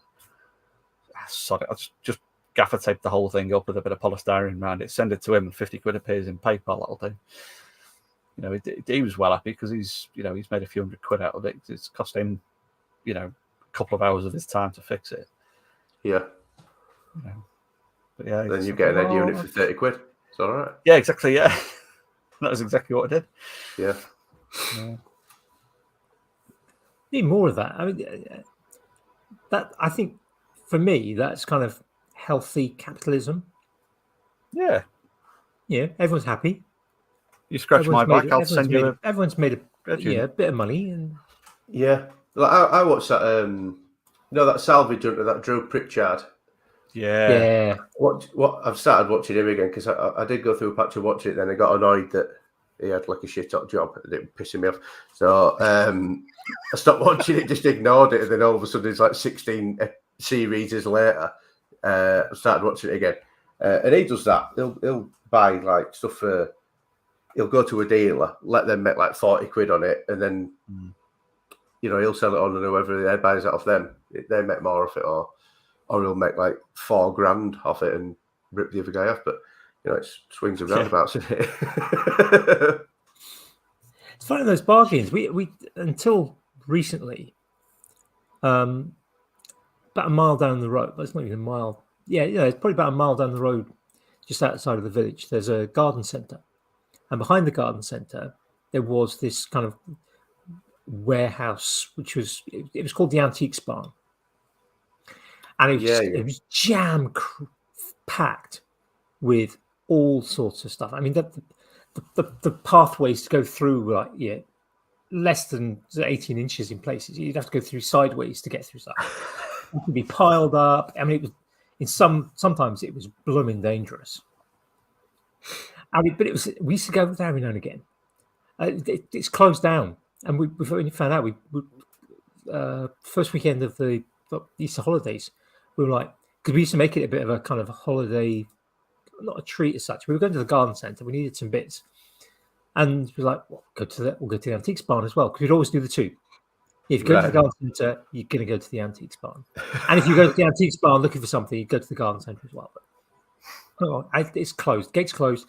You used to have this. There was a kind of entrance way, which would have at some point been the car park for whatever it was built for. And that was jam packed full of stuff as well, just stuff rusting away and whatever. And it was all closed off. And it's just like, found out that they apparently in the last week they'd had a sale, and it was literally a case of like you could fill up a bag and just pay 10 quid for it. So they just like to clear everything out. It's like, but the tool section, that was a death trap. There was this little corner which was just tools, and you'd kind of the metal kind of racks, trays for you just kind of having in an industrial place in a workshop. 4 inches, 6 inches deep. Handle on the front, pull out, sort of galv plated sort of steel. You just have a load of those, and it'd be like one's just full of chisels, and another one full of planes, and another one full of spanners, and the like. And it'd be like 5 overflowing with hand saws, and another 10 overflowing with hammers. And a lot of stuff like my garage rubbish. And it was like you'd have to. It'd be like trying to walk through a minefield to go around the tool section, because there'd be a lot of stuff. They'd be like, you step in the wrong place, and like a pair of garden shears would pierce your ankle. Like a booby trap. I'll tell you. Yeah, it was just like there'd be like by chisels, nails sticking up, and there'd be Indiana Jones and the tetanus booster. and rust covered in everything. It's like But it was just it was a joke in some ways. It'd be like you find like a Stanley 99 fixed blade craft knife, not one of the ones with the nice fancy swirls on it, just the standard one. It'd be like they'd still have the blade sticking out. Yes, these kind of like naturally, and they'd be pointing in different directions. They'd be like sort of cheap craft knives, all sort of sticking out as well. They'd be like, out of danger. And you kind of go, well, how much for the Stanley 99? It's like it'd be like £1 more than buying it from Screwfix brand new. Yeah. It's like, no, I'm not gonna bother. And it was one of those sort of places you think it should have been like for the tools. I'd have loved to have kind of almost gone to them and said, look, give me a couple of days. I'll tidy up all the tools for you, but let me sort of take a pick of sort of 20 tools or something from it.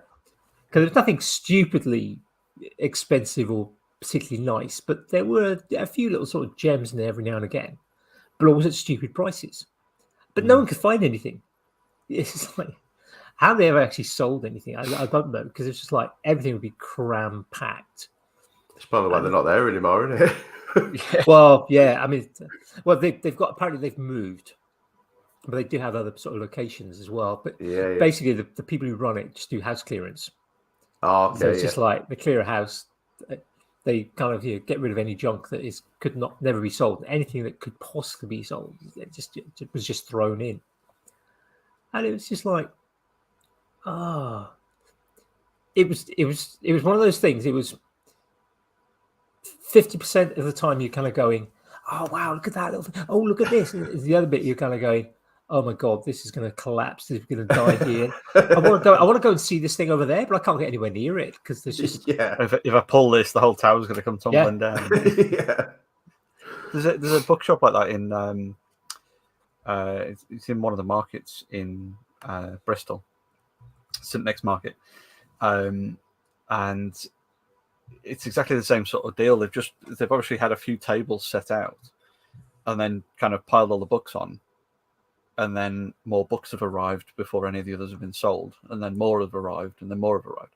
So you can't actually get to or see any of the stuff that's in the middle, because it's all the books are stacked, 6 or 7 books high on top of these tables, and it's like an 8x4 table that's completely filled with these books. So you've got no chance of finding anything other than the top stuff that you can see. And then all the bookshelves are like two or three books deep because they're like these massive deep bookshelves, and you've got no chance of it ever selling anything. And you got one lunatic drops a lighter or something, and the whole place is going to just burn for days and days.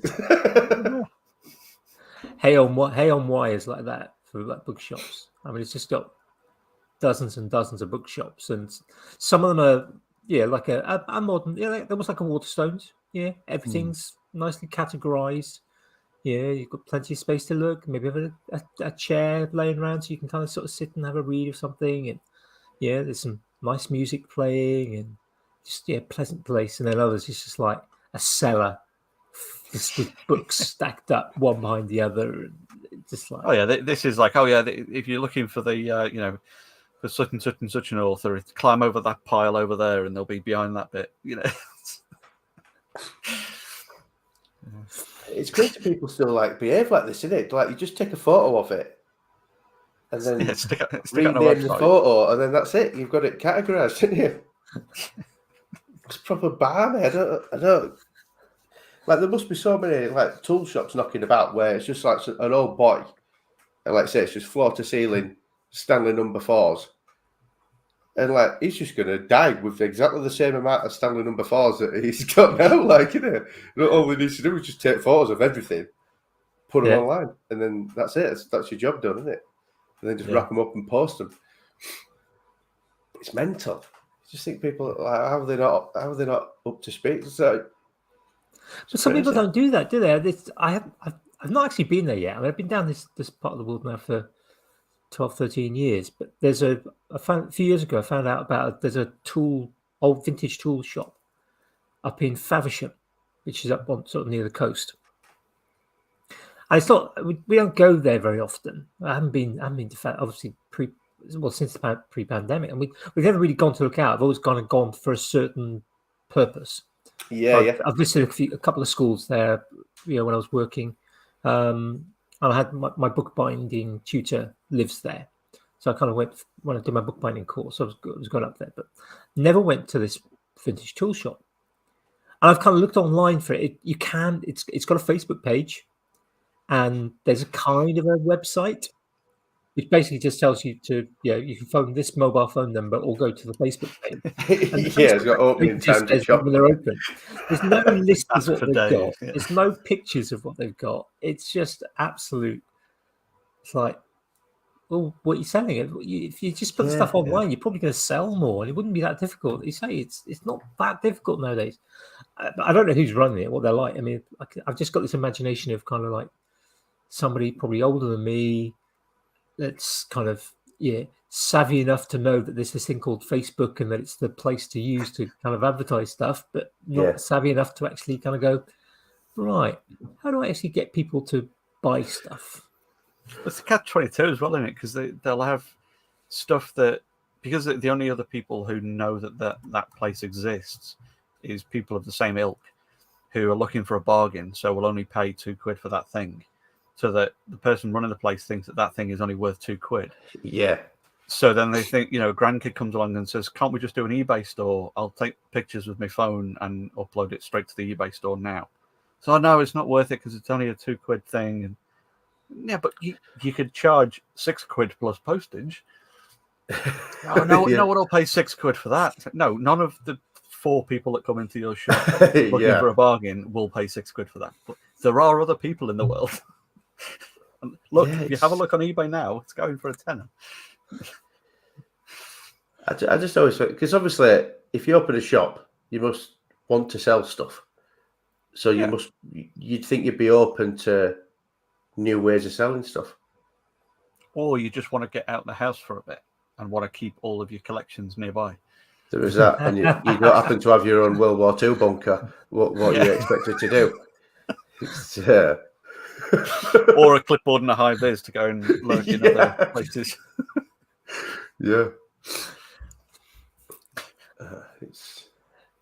But I mean, sort of just sort of slightly different tack. I find it fascinating that some people are really good at getting bargains on stuff. Yeah, they are. They'll go to an auction and they'll get really good prices in an auction. And I've never been to an auction. But I'd be scared to, just in case I sneezed and suddenly bought something for 10 grand. But it's just like, I don't understand kind of how the commission stuff works. You think, that going price was £25, but then there's all the commissions and whatever else, and it's like far too complex. Can't be doing. Yeah, I might sneeze. The only time I've done it, the pillar drill again. There's have you ever heard of Bid Spotter? Yeah. It was on there, and I just, the idea was to get that pillar drill and then just sell it, because I thought, this is going to make some money, because I think I paid £60 for it, and that was with all the commission and everything. So it was amazing. Like, I already had a motor, everything like that. I thought, nice one's a bit like £250, but then I got really attached to it, and ended up selling the pillar drill I was keeping to Al, and just kept that smart one. So I can't get rid of it now. It is nice. So, and you did it up as well, didn't you? So yeah, well, my usual, just like oil it, rub a bit of dust off, and then that's it. Yeah. I was just looking at it. I mean, there's that, like you said, as we said earlier, there's that repairability to the old stuff. Yeah. But I think there's style to it. Yeah, definitely. Plus, I'm banging to, like, if it looks like worn out, that's well up my street. I don't really want shiny, new looking stuff. I don't like it.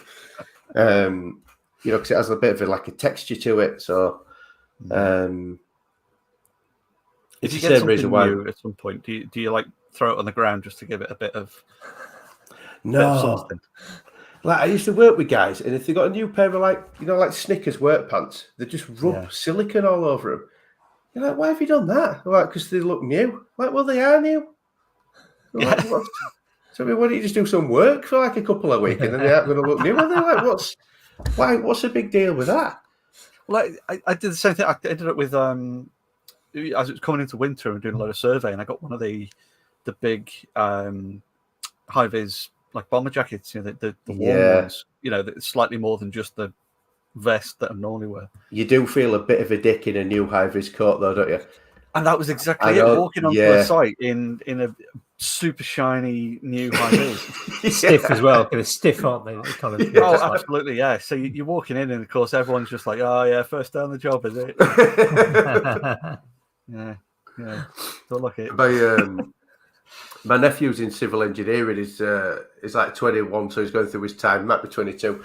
And it was his first day on site, and he sent us a photo of him, and he had like new hard hat, air defenders, Ivy's coat, Ivy's vest, Ivy's pants. I was just like, oh man, just jump, slide down the biggest hill you can find. Just like, just at least wash them just before you wear them. But he literally got in office. They're just giving him all this kit, and then he just got straight inside. Just like, there's nothing worse. I found a new Ivy's in my garage the other day, and I just threw it away because I was just like, I can't wear that. I'd rather wear this one that looks like it's been on fire. It's just Viz now. It's not high Viz anymore. yeah. It's just grey everywhere. Yeah. But when it comes to tools, I definitely want them to look worn out.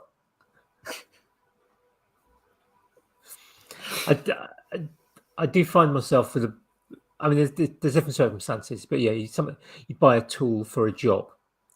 Yeah, it's like I had to change the immersion heater in our water tank. Well, crikey, it's probably about 8 years ago now. And I didn't have an immersion tank spanner, so I had to go and get one. Because why would you?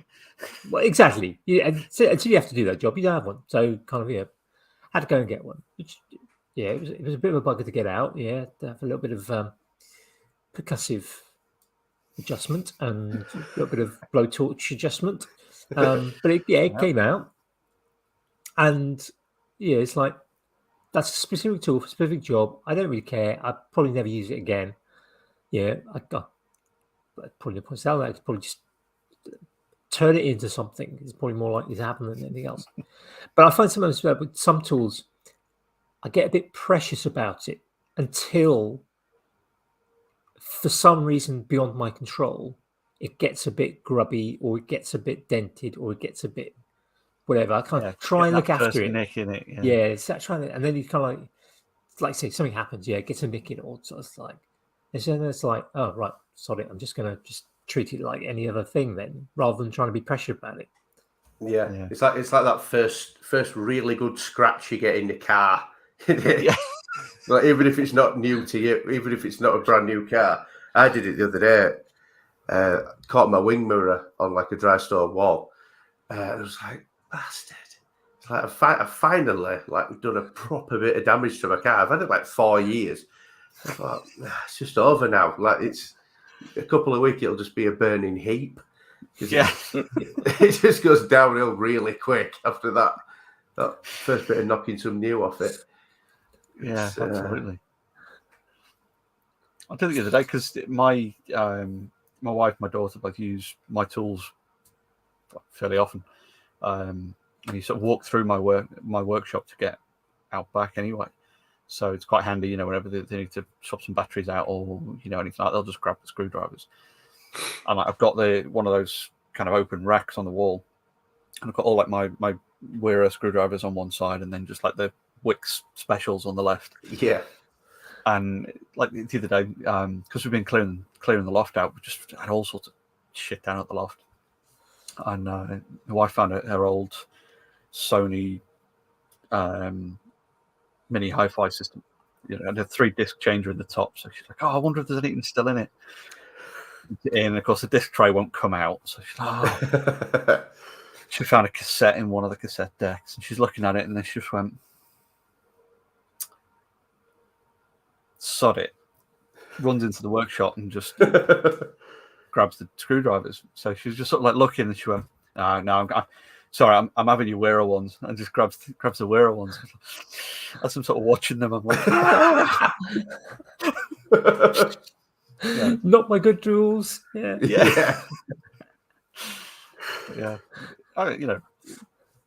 she knows how to use everything. So it was in good hands. But it's still like kind of like, but they're the nice ones that I like. Yeah. But like you abusing your screwdrivers is a lot different to someone else abusing your screwdrivers, isn't it? Exactly. Yeah. If I'm using it to open a tin of paint, then it's my decision. Yeah, I'm replacing it. Yeah. It's absolutely fine for me to use my backhoe ratchet as a hammer, but if anyone else uses it as a hammer, that's completely not on at all. Yeah, you see all these dings in it? I put those there, not you. Yeah. It's when my family asks, "Oh, yeah, you've got a kind of screwdriver." It's like, what for? Yeah. And I do it. It's the kind of got to make sure you've got the right type of screwdriver. So just let me know what it is, so I can avoid giving you my really nice electrical screwdrivers on my. Yeah. It's like, I keep. Yeah, I've got some older, sort of rougher screwdrivers, and I've got a nice snap-on screwdriver that a fitter left in our house once. It's like So there's no way you were buying bomb-proof. Yeah, there's no way I'd have bought it, guys. Yeah. Hate to think how much it costs, but I know you still be paying it off. They're a fortune, aren't they? Yeah. But it's nice. It's got a hex fitting just below the handle. The handle's just God knows what sort of plastic it is, but I mean the stuff you could use as a hammer. I have done. And it's got a hex fitting just below the handle, so you can stick a spanner on it. And it's a flat blade one, probably 6mm, 7mm flat blade, and it's just so you can lever or anything with it. It's just bomb proof. Yeah, it's a tin opener, is what you're saying. Yeah. Oh, totally. And I've got an old Bakelite handled one my dad had when I was it was in a state when I was a kid, and it's sort of tipped and bent and twisted. It's like it's rounded at the end because it's been used to open so many sorts of things. And that's what I still use it for. Is it one of those where when it's a warm day, the handle spins around the driver? No, actually, this one doesn't. I've got a couple like that. You get those cheap red and black handled ones that get supplied with kind of I'm trying to think what I've had a couple. Like cheap shed or something, cheap plastic shed. And you get it's all bolt together, or cheap sort of plastic greenhouse type thing, and kind of you get a press plate spanner and it was forged, but it's a stamp forged sort of Chinesium spanner that will bend as soon as it looks at anything, and a spanner, a screwdriver that the handle just twists and. It's a finely tuned torque setting. Yeah. I wonder how much longer it would actually take to assemble something like that with the pressed spanner that they supply. Because I've never tried for about 3 minutes and then like nah. It's a size guide for what size proper tool you're supposed to use. Yeah, so you take it with you. Oh yeah, but they never fit the bolts they supply and the nuts they supply anyway. They're always a loose fit, or too tight to get on. It's like I've got a double cable pull gym setup out back, and it was the cheapest one of those I could find at the time. Sort of mid-pandemic as well. So. All the prices of everything vaguely exercise related went through the roof. Yeah. But it was all sent with, very, very specific lengths of M10 bolt. So it was all, it was not standard sizes of bolt. Right. Okay. Yeah. And it was obviously, that they'd just gone to someone and gone, oh, if we make the head 1 mil thinner, will that work? Will that save us enough money? And if we make it 53 mil instead of 60 mil, will that be any better? Will that save us a couple of pence? So everything is, far beyond the kind of cost saving that it should be. But, even the galvanizing on it is just ridiculous. So it's, because it's flaked off. So half the nuts, half these galvanized nuts and bolts have already rusted a year later. All the 17 mils are 12 mils now. Yeah, exactly. Yeah, or 18. Yeah. Yeah, it's ridiculous. I keep meaning to just go to get a screw fix bag of nuts and bolts and just pull them all out and swap them for proper ones, or stick a load of stainless steel ones in instead, or something like that. There's nylock nuts, so they didn't come undone. Oh, it's all nylox and stuff, but they're all it's all probably not nylon.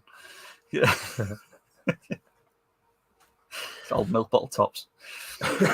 Yeah.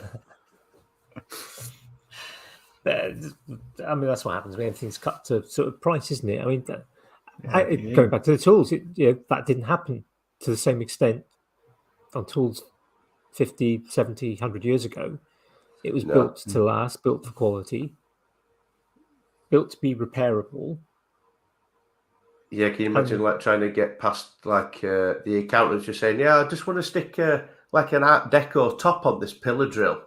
Like, no, put a plastic one on. Yeah, make it plastic or kind of just press. Can't we use the same tooling that we paid 10 grand for 3 years ago? Yeah. Just put an extra dint in the top. It's that's another reason why I like them, because they look a lot better as well. It's like having an old car. Like, they look miles better than a new car.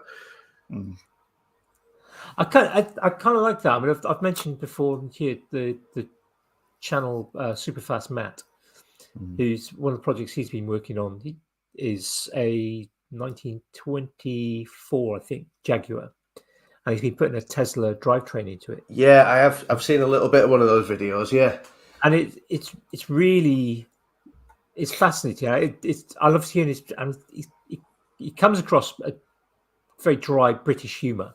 Yeah. Rather than kind of American humour. And so I like that. And he's a little bit self-depreciating as well. So again, the kind of British humour. But just seeing his problem-solving process. But he's got this car that looks fantastic, although his choice of, I'm not sure his choice of wheels is quite right for me, in my mind. But yeah, he's taken the kind of the look, but then put in kind of a modern drive chain. Train, not chain. Well, there are chains probably involved in the process. Just to make something sort of more efficient. And that's something I've for years, I've never really, I like cars. I could, if I'd had perhaps the facilities in terms of having garage and stuff, I probably could have at some point got into cars in big time.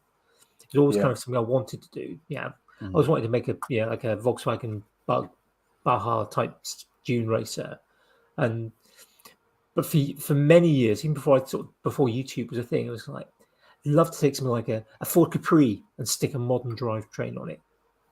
Yeah, definitely. Yeah, good engine. I mean, a Ford Capri when they came out, the performance was fantastic compared to every other car that was on the road. But compare it to just a standard family car, now, not even a hatch, it's a joke. Yeah, we've got a Ford C-Max. Yeah, it's a 1 litre engine, but it still puts out 125 brake horsepower. This is like, which is probably twice what that Capri was. Yeah. And it's stop as well. Well, yeah, I mean the brakes on the turn weren't particularly good. Yeah, I used to be into cars, and I had like a Mini, a proper one, not the German ones. One that was actually Mini. Yeah. And people putting they just buy like a Nissan Leaf and just put all the drivetrain and everything into one of those now, and that'd be ideal because I think they're about 130 brake horsepower or 100, which is fine in a Mini because they only weigh half as much as a shoe or something like that, don't they? Yeah. And then they don't leak oil. You don't really have to fix them. You've got to make sure the wheels go around, suspension works, and it turns, and that's about it. So just be an amazing swap. Because when I was into them, everyone was putting bike engines in, which was great. Yeah. They went like the flappers, but you still had all the oil leaking, blah blah blah blah blah blah. But now you can just stick there's a bloke down the road from me, and he sells Tesla motors for like $5,000, which by the time you built an engine from scratch, you're not miles off that anyway. Yeah, no, that'll pull more. Yeah, and you're not going to have any issue. Well, you might have issues with it eventually, but you can have a lot of years of headache-free, very fast cars. There's no changing a head gasket on a Tesla motor. No, they've only got like 3 moving parts or something, haven't they? Yeah, pretty much. It's simple tech. Brushless inverter motor. Yeah.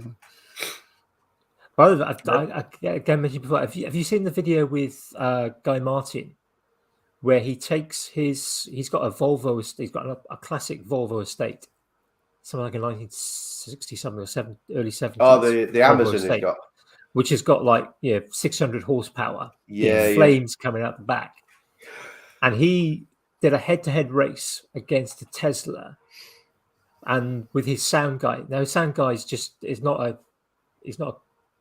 racer. He's not really a petrol head. He's just kind of an ordinary guy that just happens to be recording the sound for videos that Guy Martin makes. They put him in this Tesla and put it into ludicrous mode. Yeah. And then Guy was driving his Volvo, and they kind of classic side by side drag race, and the Tesla just left Guy standing. Yeah, the acceleration is just linear phenomenal. torque. Yeah, it's ridiculous and instantaneous. Yeah, I remember like the first. I got in one when I think it was probably the first one I ever saw over here.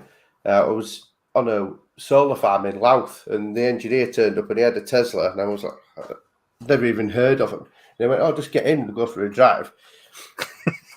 And obviously, the only electric, well, they weren't even electric, but like the only thing I could compare it to was like a Prius.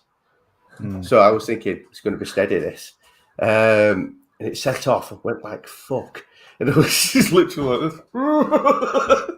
Just glued into the seat, yeah. I had no idea what was happening. It was like, only thing I'd been in like it was like an aerial atom. It went not as fast as an aerial atom, but it was just like pinned back just the same. It was unbelievable. But you don't have any really weight, do you? It's just there straight away, all the torque and everything. There's a guy called Dale Vince who's he runs Ecotricity, who's a power supplier, DNO type. But when the Tesla Roadster was kind of the only Tesla available, he was doing his one. I think it was like the Venom or something, or whatever the name was. But it basically took the same motors that the Tesla Roadster was using, and where the Tesla Roadster was using 1, he did 2.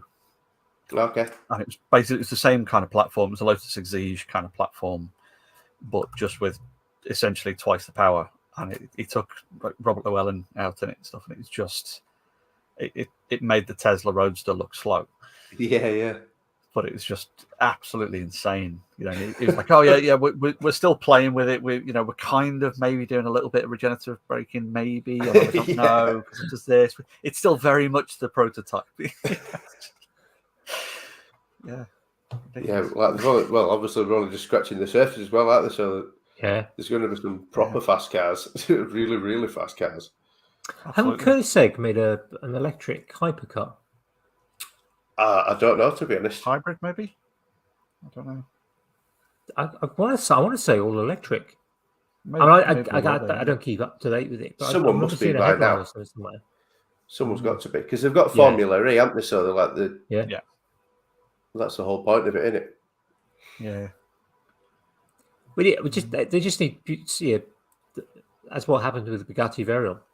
You need the kind of head guy at Volkswagen to kind of turn up and go, right, I want a car that will be equivalent to the Bugatti Veyron, all electric. Yeah. Blank check. Here you go. Yeah. Well, that was what he did with was it the Phaeton? The kind of super high-end saloon. And it was supposed to be his retirement car. So he basically said, when I retire, I want this to be rolling off the production line. And he gave them like, it was either 10 or 12 like commandments. And it was ridiculous stuff. So it was things like I want to be in 30-degree ambient outdoor temperature and I want to be able to be cruising at 200 kilometers an hour on the autobahn, and I need the internal temperature for the aircon to be able to keep the cabin stable at 18 degrees. You know, it was that kind of thing of like, so you think, right, okay, so the aircon's got to be great, but hang on, it's got to get the aircon great. It's still got to be doing cruising at 200 on the autobahn. Right? Okay, so that's 200 kilometers. So it was all these kind of like ultra ridiculous kind of things as the, you know, you think it's the little tiny problem at the very end that he's talking about, but it's all massive engineering challenges that have got to get you there. And that was how they developed like the W12 and then the W16 engines. Well, the Varion started was much simpler. He only wanted, there were two criteria for the Varion. Had to do 400 kilometers per hour, and it had to have 1,000 brake horsepower. Yeah, that was the only criteria. And so the W engine got developed, the new gearbox. I mean, 11 radiators. Yeah, it did something crazy like that, didn't it? And then there was that kind of whole thing of they got to a point where they had it at something like 375 kilometers per hour, and they supposedly went back to him and went, "We've got 375, and we can't make it go any faster." It's like, no, you need to make it go faster. The only way we can make it go faster is if we. They tried things like, let's make the wing mirrors smaller to reduce the drag, and then it became unstable. So it was like, well, the only way we can get this to go faster is to completely change the shape of it. So how can we do that? But then it was like, right, we'll have 2 ignition switches. Well, no, because you've got to. If you want to go flat out on it, you've got to completely pull over, take the key out of the ignition, and then there's an override down the side of the key, down the side of the seat. You've got to do the override with the ignition key. And then you start back up, and that just changes the stance of the car. Yeah, it's like turning your passenger airbag off, isn't it? You've got to. Yeah, exactly. Yeah. I think flat out the fuel tank drains. Was it flat out there? I think the tires explode after 15 minutes because of the heat, but the fuel tank only lasts for 10 or something. Yeah, something like that. You know, it's like the tires won't explode because you won't have enough fuel to get you that. You know, it's ridiculous. But talking of like cars and that kind of like weird developments, my sort of new car, it's a 12-year-old car, but it's new to me. I discovered the other week that the front wings are plastic. I only discovered it by just like I leant against it and it moved. And I was like, that's not normal kind of metal move. So sort of like knocked it and it seemed different. I think I noticed that on the Clio once. It wasn't mine Clio. I don't know. I think it might have been my sister's, but I leant against it and like, what's going on there? Like, what's that all about? To do that, yeah. Yeah, I think. Yeah, I saw a review for it, and they were saying, you know, it's like, oh, it's an ideal family car because the front wings are plastic, so they'll take a good knock, you know, in the car park. Yeah. I don't know if I like that. That's why Mark 1 Picassos are called plastic pigs, isn't it? Because they were just nearly enough all plastic. Yeah, well, that was the Smart 4.2, wasn't it? That was the big selling point with that. It had the rail at the back with a tailgate attached, but then everything else was just a plastic panel that you could pop off and swap for different colours and things. Yeah, I never really saw anyone catching on with that, did they? Because they said, oh, you could like make it into like a buggy or do X, Y, Z, and I never saw anyone do anything apart from. No, people just bought them and then regretted it. Yeah. I think I've only ever known one person who had one of those Smart 4.2s. It was a guy I used to work with. They had 3 cars. They had a family car because they had a kid, which I think his wife used. It's the Smart 4.2, which he used for commuting most of the time. Then he had a Mitsubishi Evo that he really liked bringing out when it's kind of cold weather, a bit of snow. He used to love kind of sort of driving into work with sort of snow. It was naturally aspirated, so it was just like, he said, I like it when it's really sort of cold. He used to give you little those little notepad computers, the small little netbooks, a little netbook wired up so you could change the mapping as he's going along. He had different sort of mapping programs, so different sort of road conditions. And it's just like, I've got to get faster now. Just like press a button and it's like. A mate of mine's got a Smart 4.2 in the diesel. which is just it's a ridiculous. It sounds like a tractor, and it's. I didn't even know they made diesels in those. Yeah, it's ridiculous. I've been out in it with him, and because trying to fit me in one of those is just it's ridiculous. I look like Donkey Kong.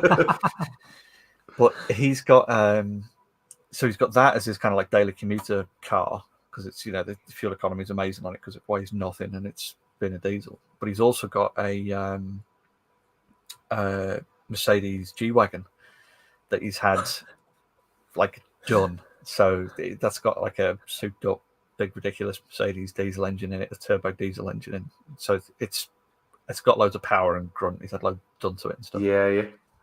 But while all that work was being done, he'd had to send it up from Lincolnshire up to Newton Willows, up in the northwest for this guy to kind of do all this work to it. It just happened to be all over winter when we had the snow a few years back. So he's then having to do the commute through the snow in the little Smart 4.2. It's just like everything was timed so badly. And he said he kind of pulled up to this coming through Stamford, and there was it's like it's all sandstone buildings, all super tiny streets and everything. He's kind of stuck in this like completely snow covered road, and everyone's sliding everywhere, and he's like sort of sliding off the road. He got completely stuck, and all of a sudden these two sort of Slavic dudes appeared behind, just kind of like grabbed a corner of the car each and just kind of pushed him back into the road, and then just waved him off. So it was just one of the most surreal experiences in the world. Yeah, we all ribbed him on his car choices at that point, obviously. Yeah, right. So what's to be said for small car? I had a what's to say? Not Mitsubishi. Daewoo became Chevrolet. Yeah, Chevrolet Matisse, which was a Daewoo Matisse, but then they kind of they rebadged it became the Chevrolet Matisse. My friend had fancy one roller skate, wasn't it? Yeah, and twice as dangerous. It was. I mean, the only reason we bought it, we needed a second car. We tried to go down to one car to save money, and it just wasn't working with small kids. And it was like, right, what's the cheapest car we can get? It's going to be reliable. And there was at the time there was this kind of 0% 3-year finance on the Daewoo Matisse. It's like it was $6,000 for a car. It's just like free servicing for 3 years, free finance, 0% finance. It's just like it was silly to sort of not do it. And I kept the thing for 55 plate. Got rid of it in 2017. So yeah, it did 12 years. £500 a year. It was right. It was like, but I mean, the thing was just like so light. I mean, it's just like, I just need to move it out of the way for something. So easy to move and push around. But the problem with that was, and I only found this out afterwards, after buying it, there was the NCAP rating for the Chevrolet Matisse back then was a cross through where the stars go. And the statement, in the event of accident, adult injury or fatality is likely. And it's just like, oh, bugger, what have I bought? My friend snapped both the back wheels off his Matisse. Just like hold on to the boot and just slide into a curb. Yeah. He managed to fix it, but it were never right. I had issues with my brakes, my front offside brake clamping on multiple times, even after repair. I did a 360 on a roundabout once, going around this roundabout, and I'd gone in a bit. I'd gone in a little bit too fast. I was the only thing on the roundabout. It was only a little one by an industrial estate. And I just sort of dabbed the brake just before the turn on the roundabout because I'd gone in straight and then I just needed to turn off at about kind of 120 degrees. And so I just dabbed the brake to take a little bit of speed off. And then found myself facing the roundabout in the opposite direction to the one I wanted to be going in. It's like, oh, what happened there? I suspect that there was also perhaps because it was near an industrial estate. I suspect there was probably a bit of oil on the road as well. Yeah, probably. It wasn't particularly wet, but a combination of a bit of oil seized on sort of master cylinder, and it's just like, oh, no. That's probably just the caliper piston wedged or something. Yeah. And then I'd repeated problems with it. I'd kind of get out of the car. It's like, like try and get your hand. Couldn't even get within 3 inches of the sort of wheel. You just like feel the heat coming from it because it was like, oh, right. That was where, because we had the same thing with the wife's car, rear caliper, and I did the same thing. I'd ran up to work with it and back, and I was like, that smells warm.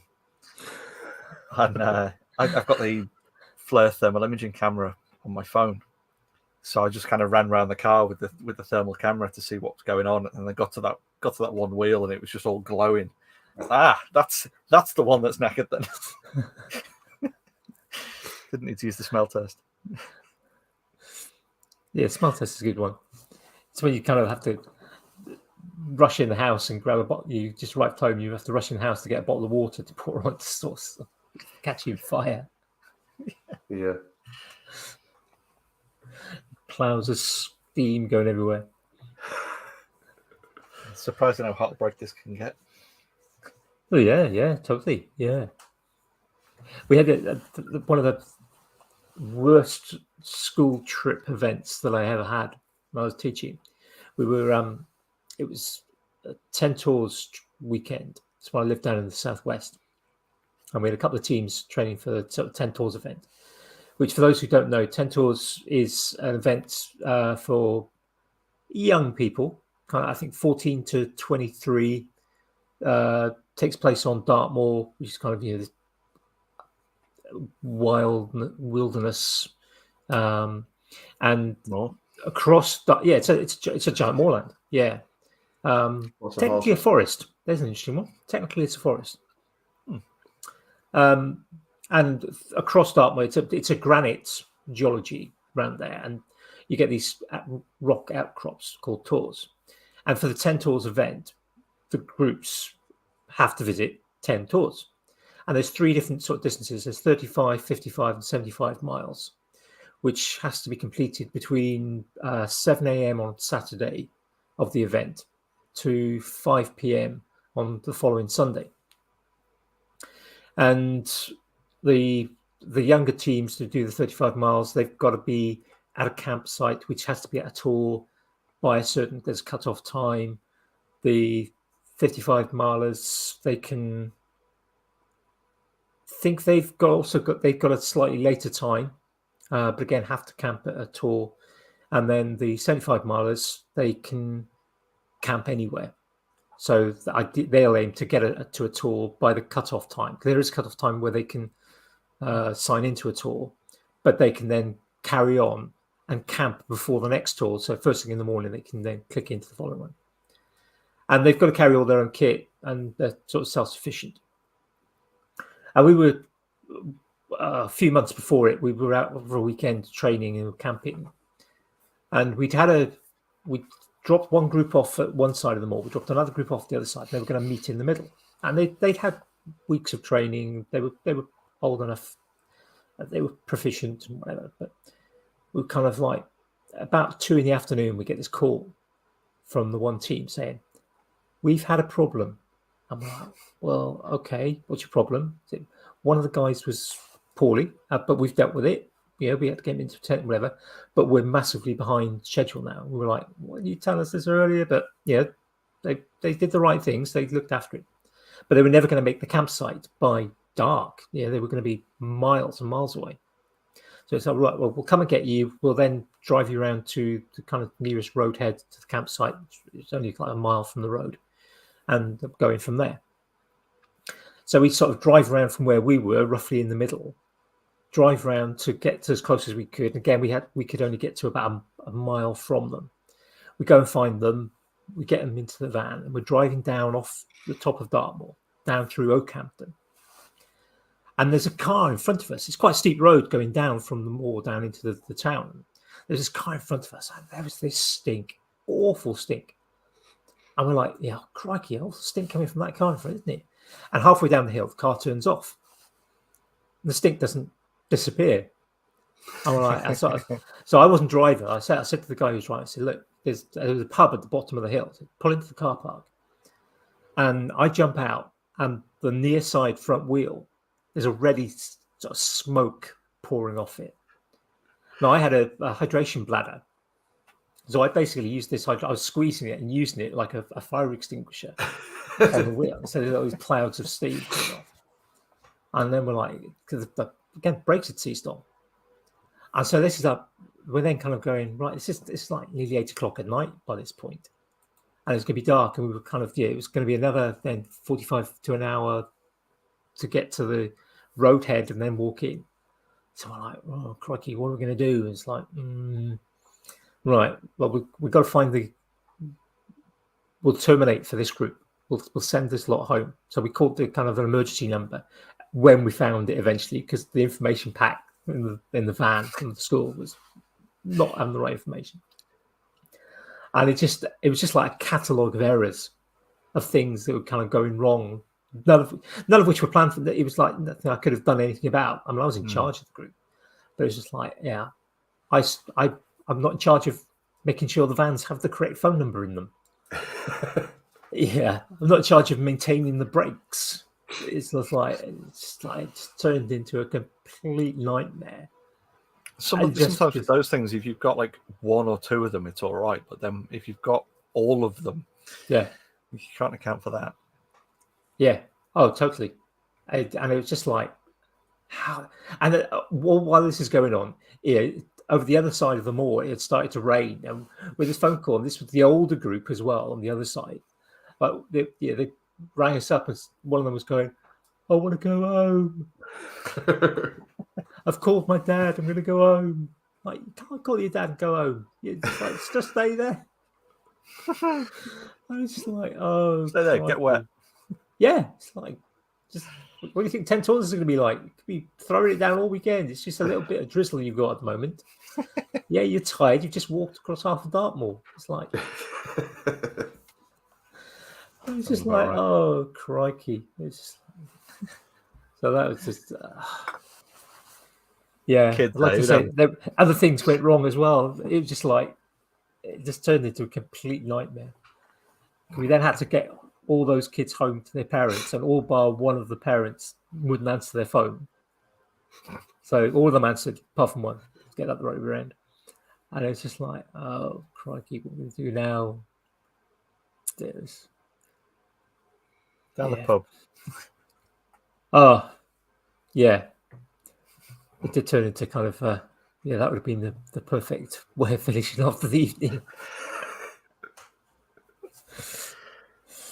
But you got to be careful then with things like that. I can remember when I was doing my training, there was I helped out with the Duke of Edinburgh Award, which, again, for the benefit of perhaps those who don't know, the Duke of Edinburgh Award, Prince Philip started it back in the 1950s.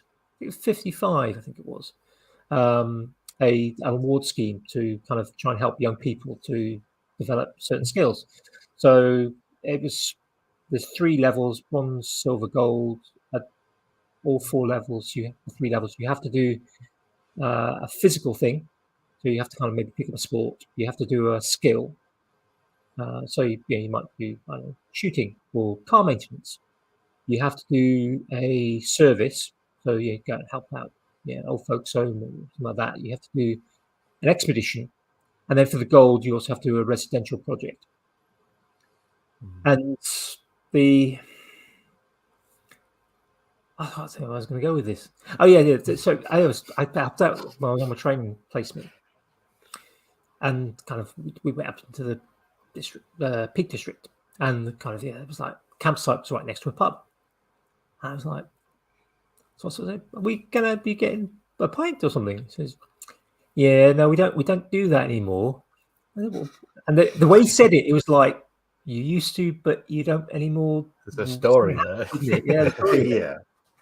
Turned out about 2 or 3 years earlier, he and another teacher had a group out, same campsite. And they'd had a couple of pints each, with some food. Well, the kids had to do all their own cooking, but they'd had a bit of food and a couple of pints. And the campsite, everything's right and rain. The kids are all in good order and whatever. But there was somebody else who was staying on the campsite got absolutely bladdered because it was a public campsite and started getting really rowdy and got a few people sort of said, including one of the teachers, said, can you turn it down? We've got kids trying to sort of sleep and whatever. And it's just like, just have to sort of turn out. And the guy got angsty, ends up hitting the teacher. He sort of said, be quiet. Blood everywhere. And it's like, and then he's kind of he's sort of trying to egg the other teacher on to kind of, go on, then hit me, go on, hit me.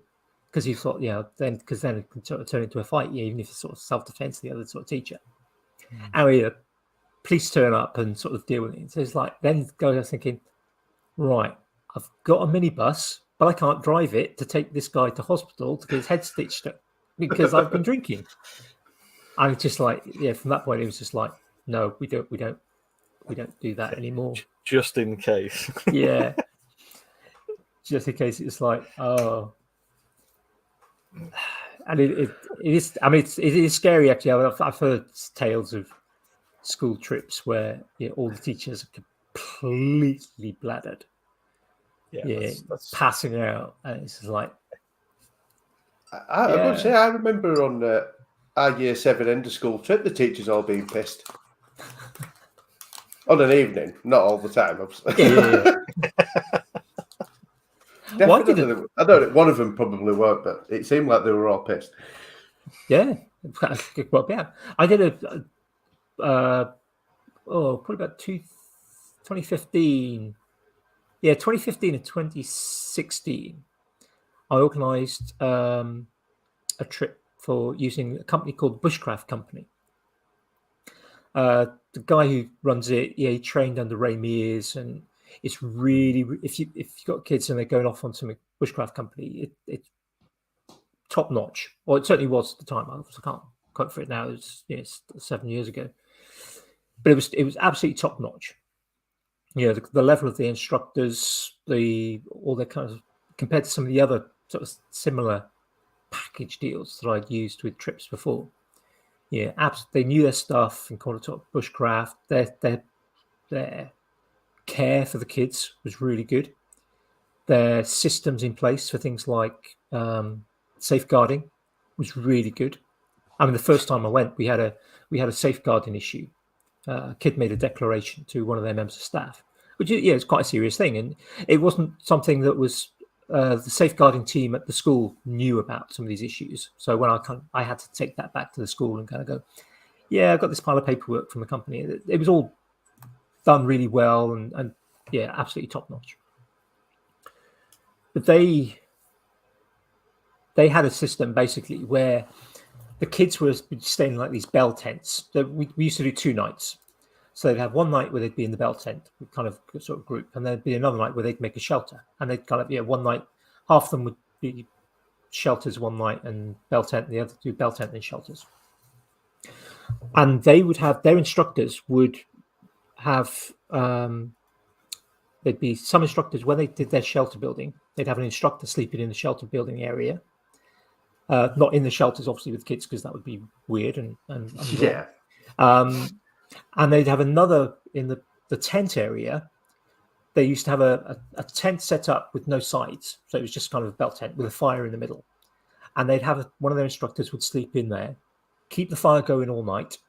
There'd be a lantern on all night. So if there was kids had a problem, they could see straight away where they had to go. 20 meters away, there would be somebody they'd go to for help.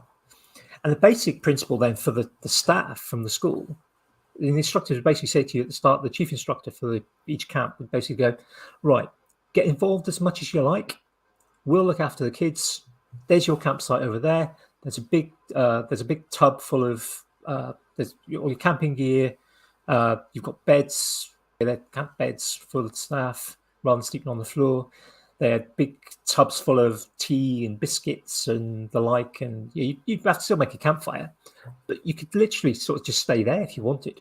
I mean, teachers never did that. We just we'd have a rest. We'd take it in turns to kind of, because we'd have it be in teams. So it wouldn't be just one of us in charge of a group. That would kind of, there'd be enough of us going, so we could kind of go, right, look, you've been busy for a while. Go and you're just going to put your feet up and have a cup of tea for a while and take it in turns. But the first year was like the staff area. There were hundreds of crown caps of beer bottles just scattered around the kind of camp area, because the team, the sort of the bushcraft team, hadn't cleared up properly. I mean, they're sort of stamped into the ground and whatever. It's like clearly one or more of the previous schools that had been there just gone for it. Yeah, just taking bottles of beer. It's like, as you would. Yeah, until something goes wrong. That's the problem. Yeah, but if they're looking after the kids, sod them. Yeah, still you got to. I have been on trips where I've not been in charge, where people have sort of said, "Look, we've got." I think there's probably about a dozen of us on one trip, dozen staff, and the guy in charge basically said, "Look, we're here for 3 nights. There's a dozen of us. There's a fridge there with a pile of beer in it. First night, you can have some beer. Second night, you guys can have some beer. Third night, you can have some beer." So there was always enough people on any one night who hadn't have anything to drink. So if something did go wrong, they could cover everything that could possibly deal with. No, that's fair enough. That's the trick. Yeah, I mean, it's going to be a very, very different situation in 2 weeks' time, though, isn't it? Wow. What's happening in 2 weeks' time, Jamie? Well, as if anyone in the maker community didn't know. In 2 weeks' time, there's going to be a large group of makery type folks all getting very hammered, I think, in one of the hotel bars. And then there's some events going on the Saturday and Sunday as well. Yeah, I'm definitely going to try and not be as hammered as I was last time. There's some fantastic videos doing the rounds. I don't think I would have survived if Andy hadn't brought all those Welsh cakes. So you were the other person. So there was me, you, and Steve. That were eating. Yeah, I had no tea and just about 10 Welsh cakes. I mean, I think between you and Phil, Dark Star, were some of the most interesting but entirely confusing conversations I had in Hilton Bar. I mean, very, very animated, very intent conversations. But I have no idea what you were saying. I don't remember that happening. The walk back from the Vectric party to the Hilton was I cocked that up good and proper. Absolutely cocked that up because I was chaperoning Dan and he was on the mobility scooter and stuff at the event. It meant when we did the run across to the Vectric event, it took best part of an hour to get there. But then when they were leaving, he would just basically like step across the road to the Hilton. So it's dead easy for him. But I had to then go and collect my car, which was still parked in the disabled bays at the other side of the convention center. And because they'd shut everything else down, they basically like kicked you out of the Vectric event and went, "Yeah, exits that way, get out." So I had to then walk all the way around the whole outside of the NEC to get back around to the car. It took me about half an hour just to walk around the place just to get back to the car. It is blooming massive, though, isn't it? It is, yeah. Especially when you don't know where you go and you like go to the security guard going, parked somewhere. Yeah, just keep going to the right. You'll get to it eventually. I picked Dan up from the Heathrow and took him up, and Jake, Maker Monster. Yeah, and it's like we dropped Jake off first of all. Jake was staying in a Airbnb. No, you guys turned up. All of you turned up at when you dropped Dan off. Oh yeah, did that first? But we kind of got to the NEC because the NEC is fully labelled. I was like, I knew Premier because Dan was staying at the Premier Inn with you, and it was like I knew that the Premier Inn was next to. Get there.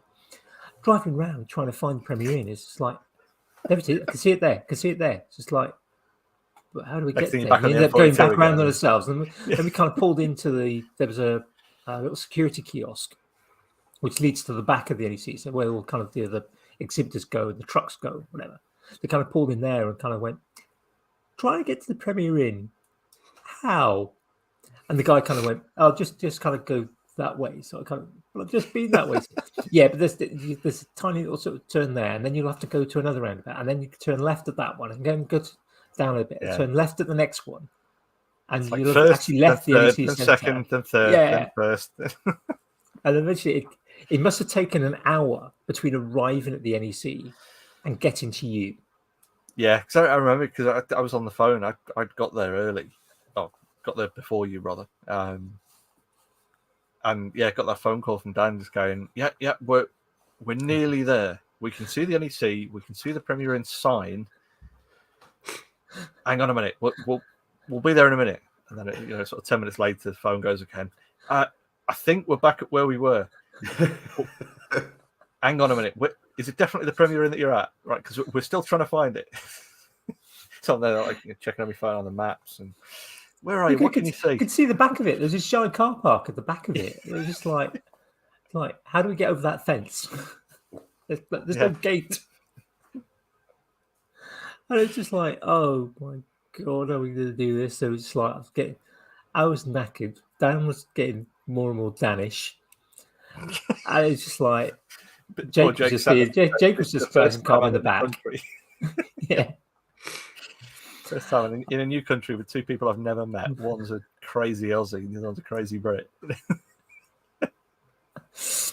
Oh, but it was that was such a good event. It really was. Yeah, definitely. I'm looking forward to it. Yeah, definitely. Are you staying for the full weekend, Tim? I'm coming back Sunday.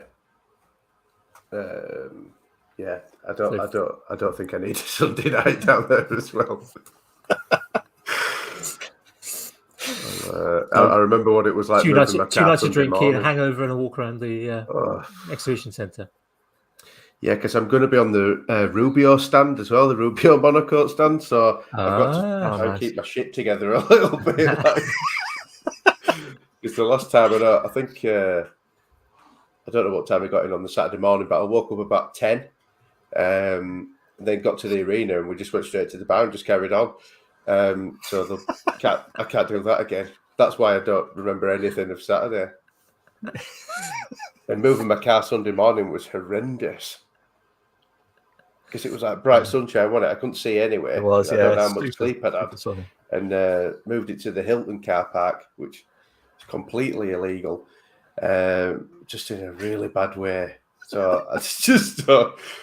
Yeah, as soon as I feel all right on Sunday, I'm going. I'm out of there. Sober up after lunch.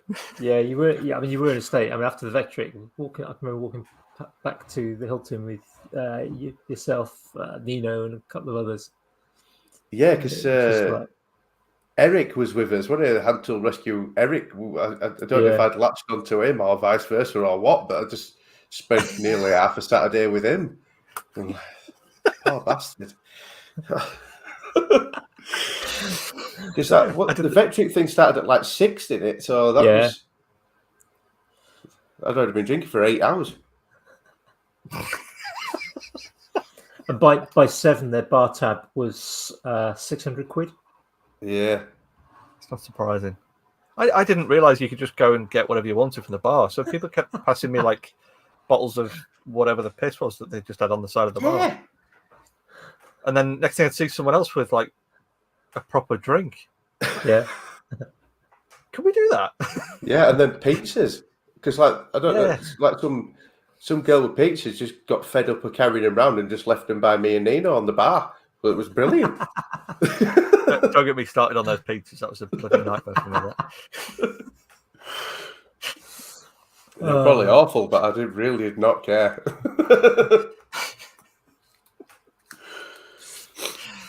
it was a good way of sort of getting sort of pre-drunk before going to the Hilton.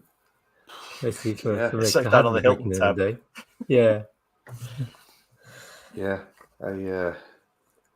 So I'm gonna. There will be a lot less day drinking on the Saturday. I'm sure. I might have to have one just to put me through, but I'm not doing that again. Well, rumor has it there won't be the special multi-beer, so I think that might make it a little bit easier for people to. I don't know if I had any of that. Oh, did you not? I didn't have any of the beer, but I did have some of his coffee. That got me through the Sunday. Right. I'll. Definitely a lot more toned down this time, and hopefully I remember speaking to people. It will definitely be interesting. It'd be interesting to see if Vectric do a party again, an after party. Yeah, I think there is a rumor of them. There might be something, but I don't know what. Yeah, because the first year it was a bit more select, I believe, and then the second year people were just turning up and signing their name on their sheet and giving their email address. And well, I had no idea about it the first time until everyone. Well, because we'd come home after the event on the Saturday and the Sunday, and then I found out there was all this after party stuff that everyone was going to and enjoying. So I'd found out for the second year. I'd found out about the Vectric thing, signed up for it, and then I think I had Phil as my +1. And then finding out some of the other lads have just basically turned up and gone, how do I get in here? Oh yeah, email address. Yeah, no problem. Yeah, I don't know how I got in. Someone told me I could go, so I don't know. I think it was definitely a case of they had a list with some names on, and then people just going up, your name's not on the list. Oh, we'll just add it on. They're just kind of going in. Well, because that was exactly it. I'd been told, email this person, tell them you're interested. So I got my name on the list, and then it was literally that. Like the list was a printed out thing with your name and then a column for +1. So you just basically turn up, and whoever you had stood next to you who hadn't done that email first, you just say, "Oh yeah, +1." So it was mad. Yeah, basically see if they do the same. Yeah, it was just such a weird little event because there wasn't really anything. We were sort of expecting maybe a presentation or it was just like there was a birthday, wasn't there? Just for coming, so and so's birthday. Enjoy.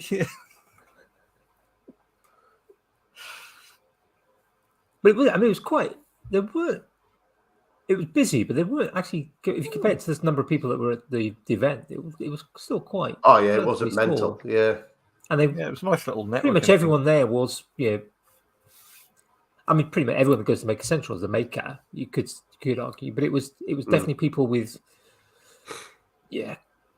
channels and Instagram accounts and things. It was definitely people who kind of the visible maker community, rather than the kind of the quiet muggle maker community, for want of a better phrase. I can't think of a better phrase at the moment.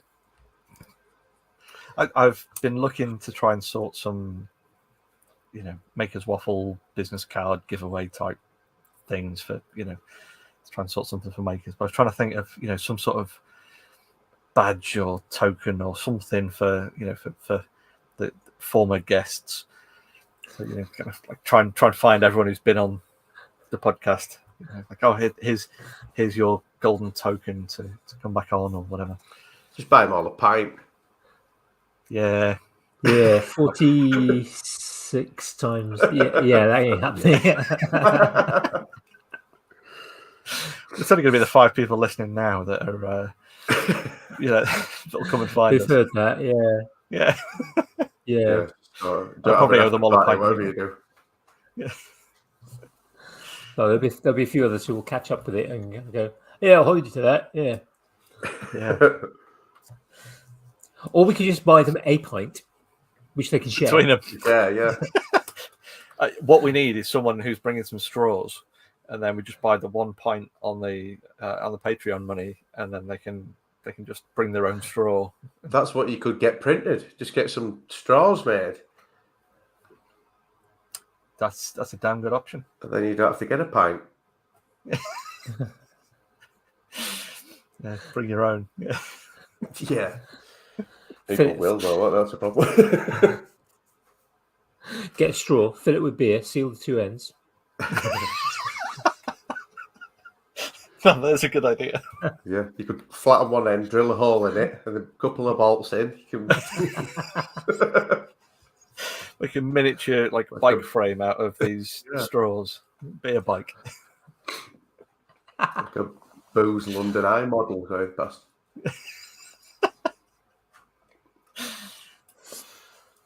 Because I mean, you're saying you can be with Rubio. You are now probably ought to maybe do a little bit of an introduction because you are an official Rubio ambassador, if I remember. I am. Yeah. I dropped lucky. Really, I got invited by JMO Makes White Bear. Was it White Bear Woodworking now? Something like that. When it was JMO Makes, he'd been talking to him, and they started to do these training days. So they just got about 6 of us down, just as like a test run, and then all 6 of us ended up being ambassadors, which it's been amazing, absolutely brilliant. Cool. Yeah, it's just a nice little sort of, I don't know what to call it, just like a little pat on the back sort of job, isn't it? Because obviously that's what everyone hopes to have. Everyone just wants free stuff, don't they? So when you get free stuff, it's brilliant. And they're dead cool to work with. I'm hoping to get a coffee table made to take down there, but I've never made coffee tables before, so I've done any really sort of woodworking joints. So we'll see how that goes. And I normally just cut things out of bigger pieces of wood. That's the way I roll. Take a slab. Yeah. Cut a 45 degree. Cut a 45. Or cut a 90 out of it, but 2 45s out of it, and then just fold one side over. Yeah. I've got a cookie left over from that mammoth cookie job I did, so I'm gonna use that. And then Sam from Monkey Boy Workshop, he sold us like loads of wood. One of those pieces I'm going to make into the legs because it's like, I think it's oak, but it's like really nicely figured. And there's plenty of it, so if I balls it up, I don't have to start again. Prototypes, then. Prototypes. Yeah, there'll be a lot of prototypes. That's after all the prototyping's done. Yeah, it's gonna be good to see the things that people have made. Makers is. And it's just a great event, isn't it? Yeah. I mean, and the plans for this year. Forget the big name people. I know some people some people turn up to these events to kind of wait in line to go and talk to one of the sort of big name people. Yeah, Colin Furs, or I don't know if Bob's coming over this year, Bob Claggett. I think he is, yeah. And you've got that kind of thing, but I think it's much. I'm not going to queue in line. I did get to talk to Bob. I think it was the Sunday afternoon. Basically it was closing. Some of us were still hanging around by the forge after everyone else had been kicked out, and kind of eventually got kicked out as well. But yeah, we had a chat then because they were just we're just hanging around. There's a photograph on Bob's Instagram of him stood next to Colin Furs, and I took that photograph because it was like, well, yeah, I'll take the photograph because then get a better job than if doing. But for me, it's much more about kind of sort of seeing the things that people have made and are doing, and I think now because I know some people better. Yeah, it's like we spent Jamie, you and I were hanging around by the pod pad, the Daleks and the K9 and things like that for quite a while, just chatting with. Adam England. Yourself, Adam England, a couple of others, and just a few people came along and then sort of walked away. But yeah, I've sort of spent more time talking to the Podpad people. I just want to, I want to go and talk to them now because I've had a bit more interaction with them.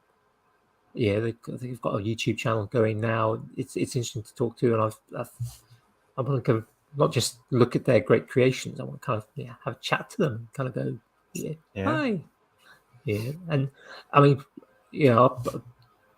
Dean Makes, who's in the Makes Waffle group with Jamie and I. Yeah, he's been making a. I won't say too much about it. He's been making a couple of things that are just. You have to go and seek them out at the Vectric booth and the Ooze Nest booth. Yeah, and it's just absolutely fantastic what he's been making. And I want to see that. I want to cheat to those people. He is kind of one of those annoying, kind of productive types. Yeah. Get stuff done. It's not just like, I was one of those. Yeah.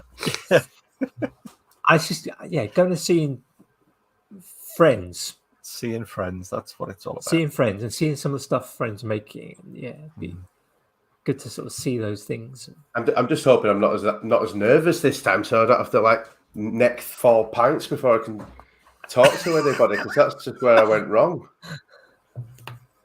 I was just trying to get the nerve up to talk to Jimmy DeResta, so I literally just got there, 8, banged 4 pints down, thinking, "Oh, this will be a great idea." Got to Jimmy and just pulled the trousers down. To him. I had no idea what I said to him at all. I don't know if he could tell what I was saying. He probably doesn't know either. Yeah, no, 4 pints to Yorkshire. Hopefully not. 4 pints to the Yorkshire accent. That's going to wipe him out. Yeah, well, I was with Nino, who was Italian, if anyone doesn't know.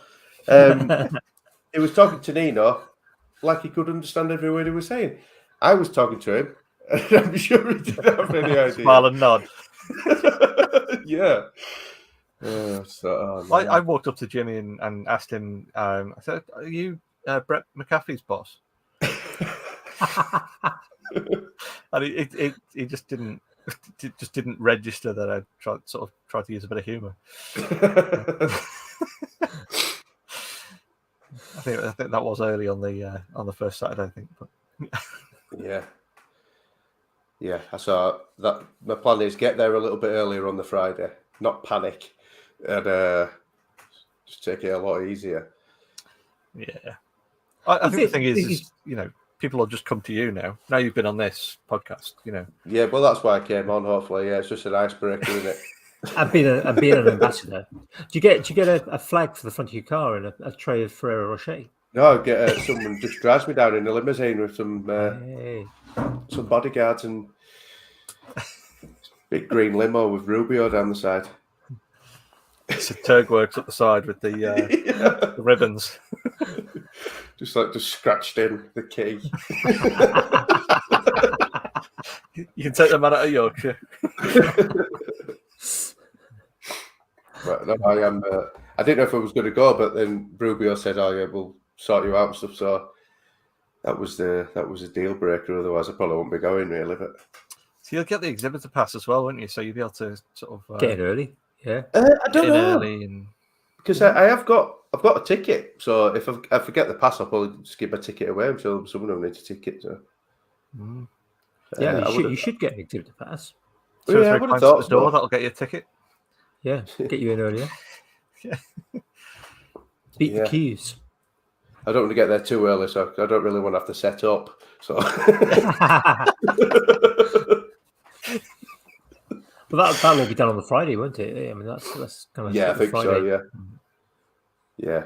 And then I'll just stick an IVs on and carry a coffee table through and see if that gets me to the front of the queue.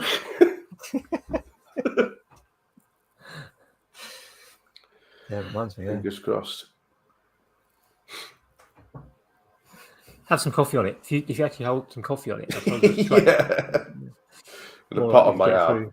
You just get a load of mugs and just like glue them down to the top, just in case it's a bit wobbly and just high vis jacket. Yeah. High vis jacket coming through. I'm up for trying that. Yeah. I'm still not 100% sure whether I'll be able to get there or not, but it's. I hope I do. Yeah. Because I do want to catch up with people. Well, I'm relying on you being there because I probably won't have any tea on Friday. Well, only one for his Welsh cakes. The arrangements are kind of in place. They've not been finalised, but arrangements are in place. There is a there's a maker that lives mule. within. Yeah, there's a mule that will be doing a pickup and taking a supply up. I won't ask how he's transported them. Yeah.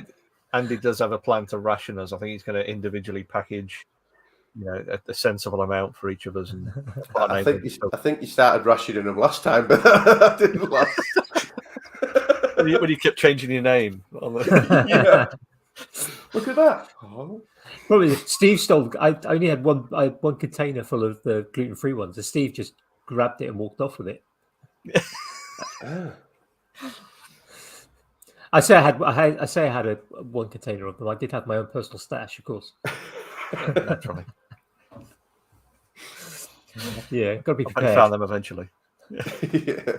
Well, I did, yes, hidden behind the counter where they were selling stuff at the forge. Oh yeah, sneak in and grab stuff. And there was still some there on the Sunday afternoon. How, I don't know. I mean, whether Steve had forgotten about them. Yeah, so there's still some there, which is why I was kind of hanging around. It will have done it. It's not that bright, is it? He's very clever, but he's easily distracted. Yeah, like a magpie. Squirrel. Oh, shiny. So, Rubio, do you know what they're sort of planning to do? Are they going to have are they doing like kind of just, we're Rubio, here's the stuff we do, look at the pictures? Or I think so. I would have thought they're probably doing, do like demonstrations, so you probably could go and have a go. I need to talk to them, really. We've not really gone over it, but judging by all the trading days and stuff, they're not shy about letting people have a go with the product, like so.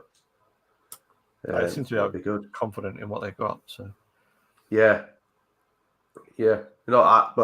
I genuinely do really like the stuff as well. So if you're interested, just come and have a go with it. I'm sure it'll be fine. Just not on my coffee table.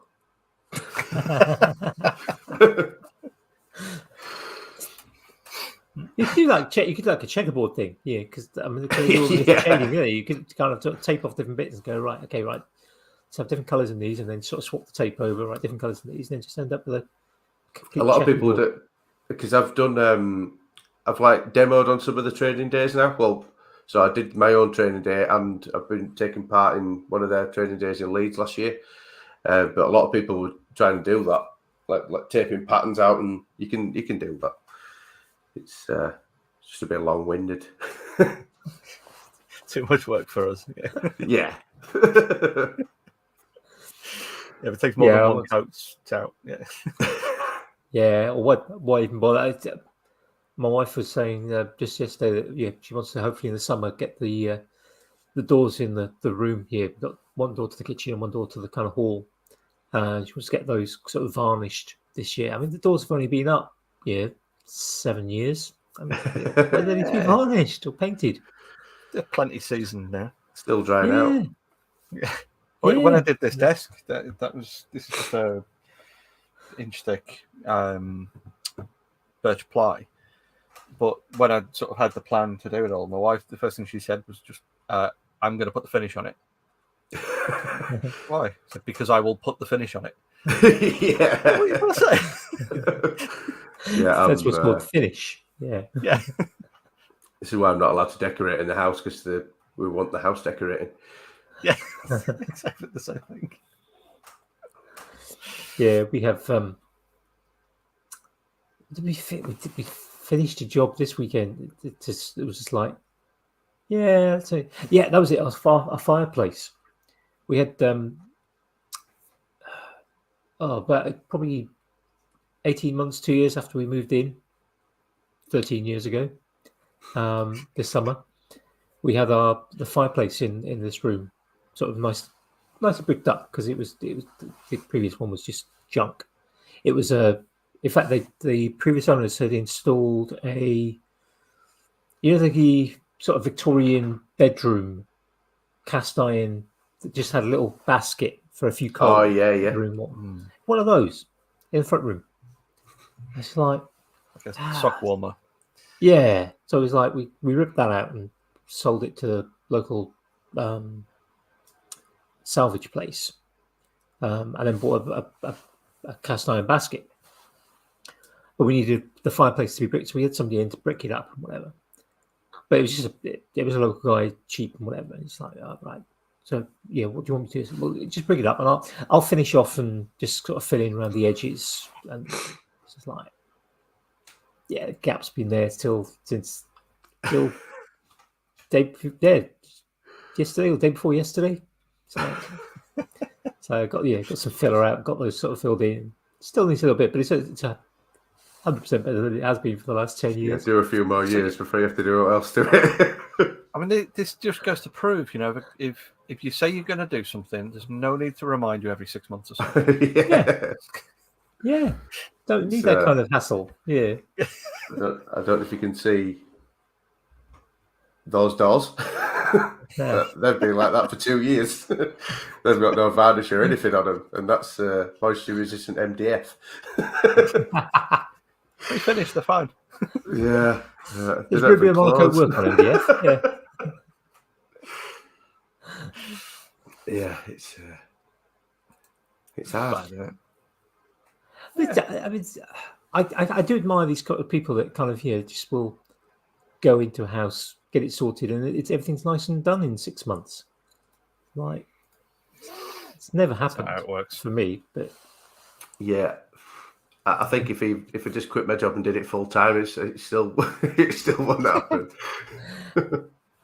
Very much a case of get it functional. Like get it functional, just like everything's a pipework prototype to be boxed in the bathroom or utility. Yeah, I've got some of that still to do. So I did that when we got our heating done recently, and we added a new radiator. So it had a drop down from the first floor into the rad in our back room, and I was like, oh, I'll get some proper boxing stuff to go over, the capping stuff that clips over the clips to cover the pipes up because they're just exposed copper on a white wall. So get some of that, and of course did, and filled in the little hole at the top and everything. Put the thing in. A couple of days later, the capping had slipped. I need to fix that. And I slide it back up, and then a day or so later, it slipped back down again. And I'm spending more time trying to work out how to stop this bit of sliding down than actually just redoing it properly. Yeah. But be fine. I'll sort it at some point in the next couple of years. Yeah. Or 3D print a little bit that clips in the top that just covers it. You could just get like a vinyl sticker made of some pipes and just stick that over it. And then like, I have fixed it. Like those masks that are just a print out of your mouth. Yeah. I mean, by the same token, I can just take the capping back off. How much effort have you spent on making it look like we've got two pipes going up the wall when we've got two pipes going up the wall? A mate is a special effects painter. Maybe I could just get him in rather than getting vinyl to get him in to paint it on the front. Yeah.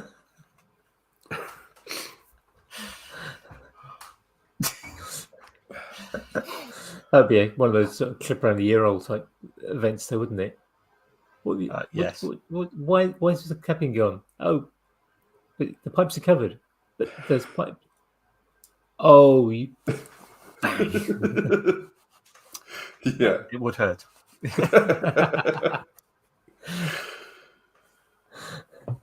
Oh, but it's. I mean, the problem with having houses, isn't it? It's like I do wonder sometimes. We've got just kind of 100 meters away that way. There's a new estate got built a couple of years ago, and it overlapped the building with the start of the pandemic. And it's like somebody think, yeah, having a brand new house must be great. But then a number of times I've seen kind of the company that organising it the developers sending in people to repair the roof or redo sort of the shuttering on the side of the house, or it's just like you just completely messed the whole thing up when you built it. You just not done a proper job. Mate of mine had a couple of massive, like 1400 high infrared heaters in his house. He moved into a new build, and the wall between, because it's semi-detached houses, the wall between the two houses, they'd not let it dry out properly before, because they were just rushing to get it all built. So they just had a load of damp just coming through the walls. So company then he had to keep a track of his electric bill, and they basically just supplied these two big massive infrared heaters and a 110 transformer. And basically just said, yeah, run that for 12 hours a day, and then give us a breakdown of your electric, and we'll reimburse you for that. It's like 3 or 4 months of living in this house with these big fucking huge heaters running 12 hours a day. Just trying to dry the internal wall out.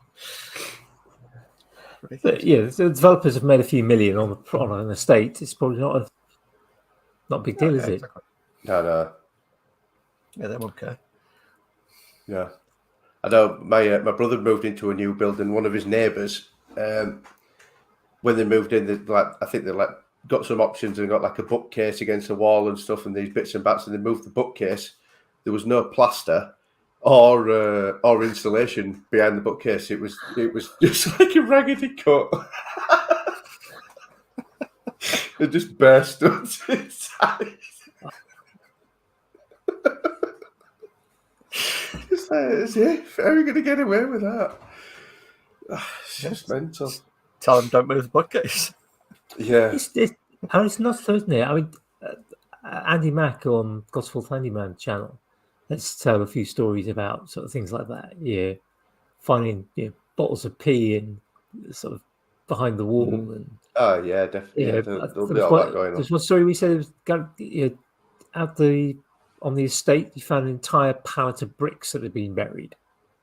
Yeah, that happened on my mum and dad's. Theirs were built. We moved into it when I was 3, so 35 years ago. One of the neighbours wanted a conservatory, and so they dug down and they found like a full pallet of bricks. So it was still on the pallet and everything, wrapped up, just buried.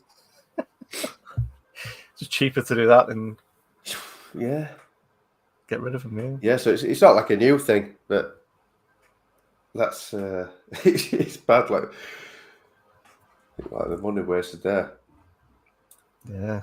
Well, the gardens. I mean, quite a few of these new houses, they've had people, landscapers in to do the gardens properly, because they, literally just dump a pile of rubble, dump whatever.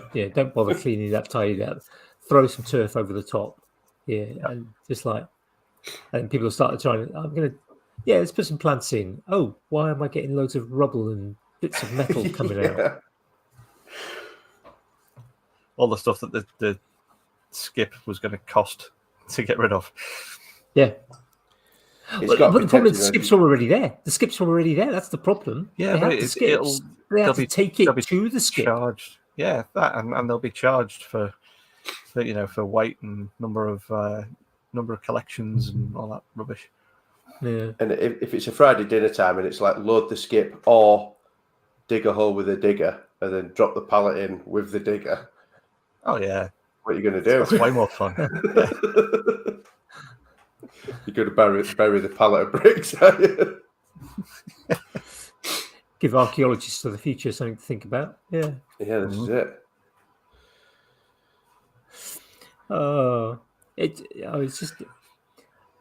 It's a bit of a joke, I think, sometimes. Yeah, the kind of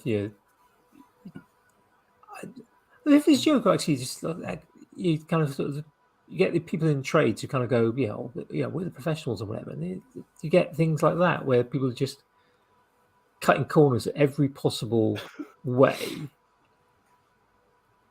Some of that, like electrical stuff I found in kind of our previous houses, where it's just like, and it's clear that it's been installed by presumably a professional, but it's people like me and Tim. Yeah, it's just like you think, how, why? Yeah, it's not difficult. and No, plumbers. The gas fitters like, oh no, you shouldn't have this bit there. Well, that shouldn't be there. But well, the guy who installed it 5 years ago said it should go there. And it's like, yeah, that's not. Yeah, no, don't do that. And then you get somebody else in. Another 3 years later, going, oh, why is this there and this way? It should be that way around. It's some sort of standard, just because they kind of have their own particular ways of doing things. Yeah, that's it. Most of the time, I know. With my granddad and my uncle both being engineers, if they ever, my dad used to take them like drills to sharpen and stuff. And if he got one of them to sharpen a drill and then took that drill to the other one, they'd be like, "Who the fuck sharpened this?" And like, it was the same. Like, they were sharp. Do you know what I mean? They were, oh, fucking hell, she's done a terrible job. Don't do 60 degrees. It's got to be 55. Yeah. Yeah. Does it drill a hole? That'll do. Exactly. Yeah. My mate bought a wall mount for his TV, and it's a like proper big heavy duty one that moves around and stuff. So it comes with these monster roll plugs, and he came around. He's like, I need to borrow a drill if I can. If you've got something that I think it's going to take these 10 mil. So sort of digging around, because I've been like shuffling stuff around for the last few months. I don't know where anything is in my workshop. So I found my SDS, and the only 10 mil masonry bit I could find is it's like a 400 mil long. So he's there putting these like 40 mil roll plugs in with this big SDS and this 400 mil long 10 mil masonry bit. He came back around. He went, "That drill's fucking brilliant." I didn't even realise it was going through anything. I was just like, well, yeah, but I'm sorry you had to drill the hole from your kitchen. Yeah. It's that thing when you just like, I just want it 40 mil, and then you going, and then it just goes bang all the way in. You're like... Well, I said to him, I was like, if you get fresh air, he said, well, the problem is there's other people on the other side of the wall. If they start screaming, you push something off the wall. Yeah. I was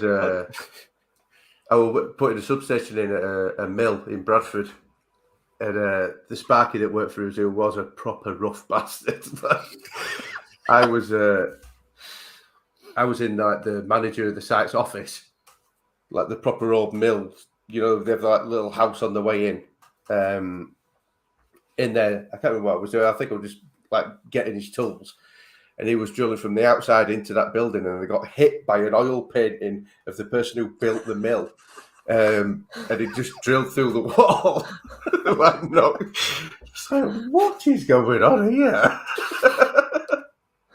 Well, a mate of mine did that years ago. It's a house up in Warrington, and he was adding some extra sockets in his bedroom. He's still living at home, living with his parents. And one of my mates was a qualified electrician, so he was kind of helping him out, and they've been chiseling away to put some new Patras boxes in, and everything was good. He got all the thing in, got all the cables all good, everything tested, absolutely fantastic. And then his dad came to him the following morning and said, "Just to let you know, your mum hasn't noticed it yet, but you've pushed a brick through into our bedroom. Can you fix it before she finds out, please?" Oh, shit.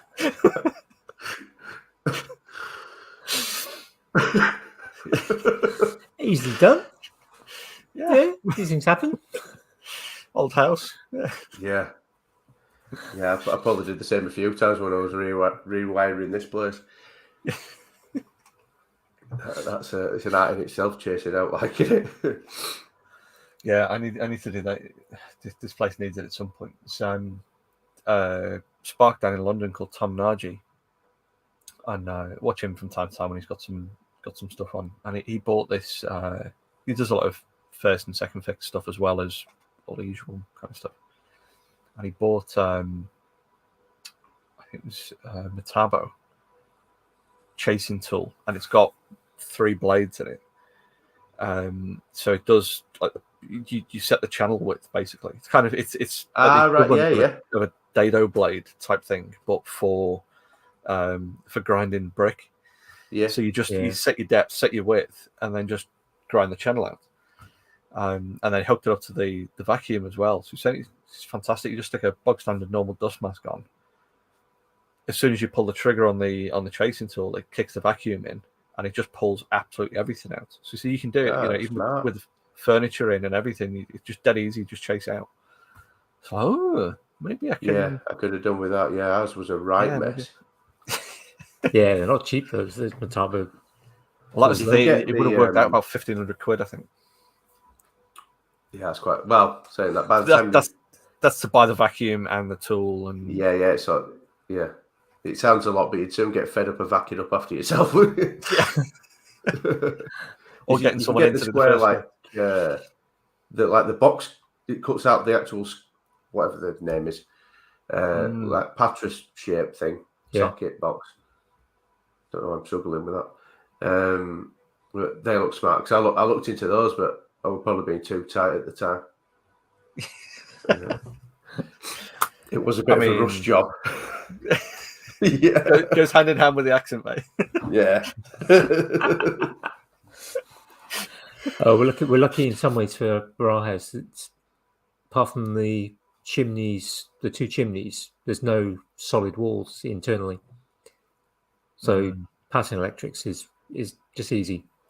Yeah. Putting new sockets in. It's just cut a hole in the drywall. So like all of my walls are made out of like that clinker block that it just turns to black dust as soon as you drill into it. So it's hell. Yeah, nasty. Yeah. There's no stud walls or anything. Yeah, I think the only thing worse than that is where you get kind of old lath and plaster with house. I've lived in as a kid a couple of houses where it was lath and plaster, but the render on the lath was a mixture of not just they're literally horsehair in it, but also coal dust. So it was black. Yeah. And that stuff was just horrible. Absolutely horrible if you don't do any work on it. It just gets everywhere. Yeah, that's what those clinker blocks are made out of. It's something to do with like leftover shite out of power stations, isn't it? I think.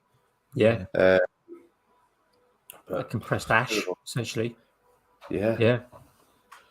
But my friend's house, his entire house is made out of engineering bricks, so that's a lot worse. Well, that's what this place is like. It's all.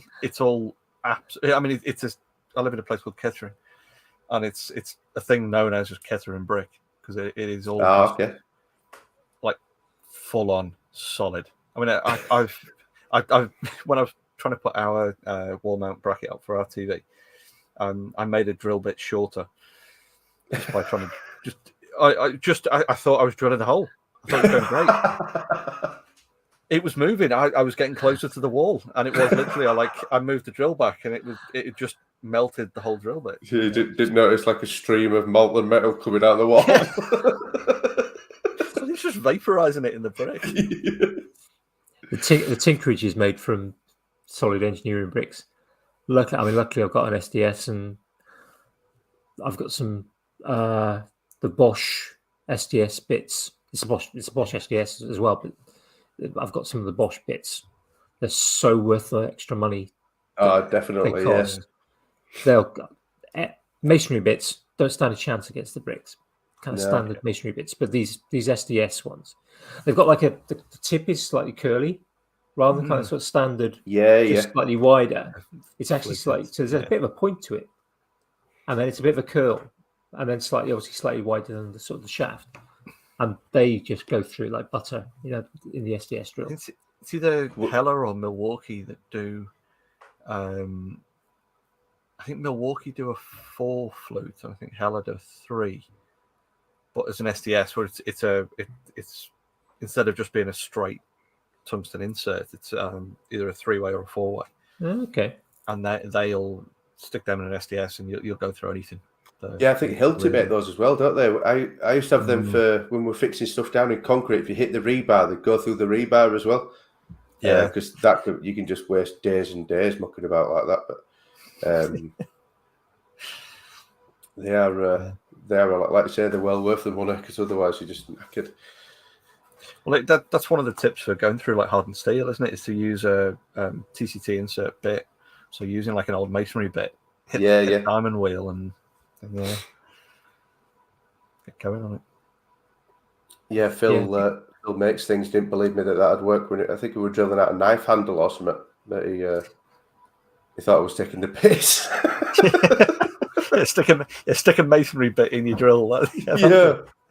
It does sound ridiculous in fairness. Yeah, I thought, I can't remember. I must have seen someone else doing it.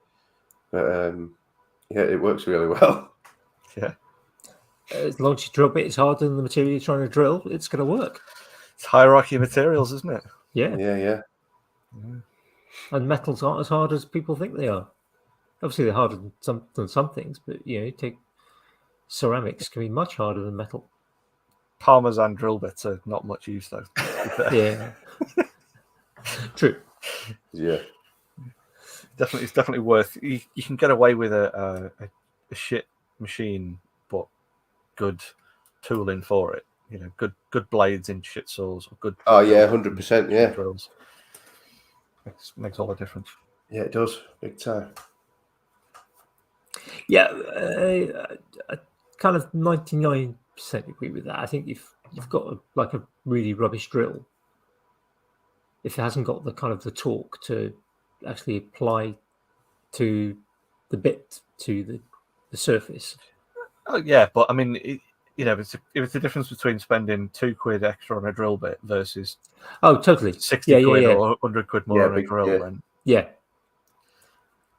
but I think nowadays things like, my first electric cordless drill was a Wix special, and it was NiCad battery. It was the days when NiCad batteries didn't last very long, and even when it was freshly charged, you get 10 screws if they're any length. Maybe get 10 screws in, and you'd have to charge it again, which would be 45 minutes. And there was only one battery, and it's just a nightmare. If it wouldn't drill masonry or metal, it'd be okay in soft wood with a sharp drill bit. Otherwise, it would just kind of and if the power started to drop off, you're just like drill bit stuck. The number of times I had to literally try and undo the chuck to remove the drill so that it wouldn't just hang in there, and then sort of charge the battery, try and reattach it, and then kind of carry on drilling. It's just an absolute nightmare. But I think nowadays it takes something like the Ferrex drills from Aldi. Yeah, they're a similar sort of price point. Probably still made by the same people who make the Wix drills, and probably I think the modern Wix drills would be so much better.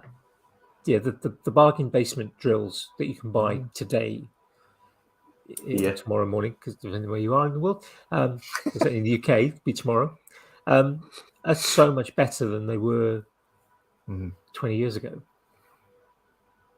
Oh, definitely, yeah. You've only got to look at like the 15 quid one you can get from IKEA. It's got the battery's integrated. You plug a jack plug in a barrel. Oh into the back of the drill. But it's still a perfectly adequate drill for most household stuff. Fair enough. Yeah, you wouldn't be trying to put big heavy shelving up and stuff, but the average stuff that most people would be using a drill for in the house, like say the odd pilot hole here and there, and put a couple of screws in or something.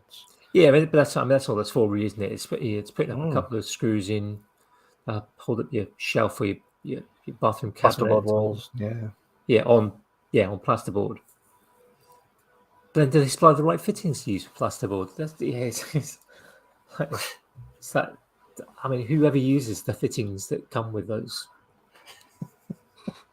Only if I'm feeling really, really lazy. Yeah. And then I just instantly regret it. Yeah. The great thing I kept for years. I kept the little packet with the two ridiculously the two screws that actually fit the custom holes that they've put in the thing, and then the roll plugs that don't fit anything. There'd be the tapered ones as well. So yeah, they're absolutely useless. It's like, no, just get rid of. But I kept for ages. I used to have the ice cream tub in the Tinkerage with just kind of the little packets, the plugs and the things. Why? The little bags that you can't actually open, although they're seal bags at the top. They rip before they open. Yeah, Yeah. they were like kind of sort of seal once bags. Yeah, it's rather easier sort to of just sit- hold the roll plugs and then hold the top and then just pull them apart and then just tip them. Yeah, I'll just tear through. Yeah, just twist and turn.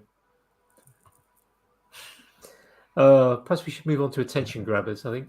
Yeah, because it's Yeah, good get shout. to that time. Yeah, 1:45. So for those who might be listening for the first time, so we tend to towards the end of the kind of In that case, we can only apologise. thing. Yeah, we kind of ask our guests and ourselves what's been grabbing our attention, whether that's videos, TV, books, jobs, projects that have just finished, or projects we're just about to start. It doesn't really matter. There's no real limit either. So, but we tend to go guests first. So, That's me then, isn't it? Yeah, what's been grabbing your hang on. attention? Give us 2 secs. I completely forgot about this. I ain't got the bloke's name.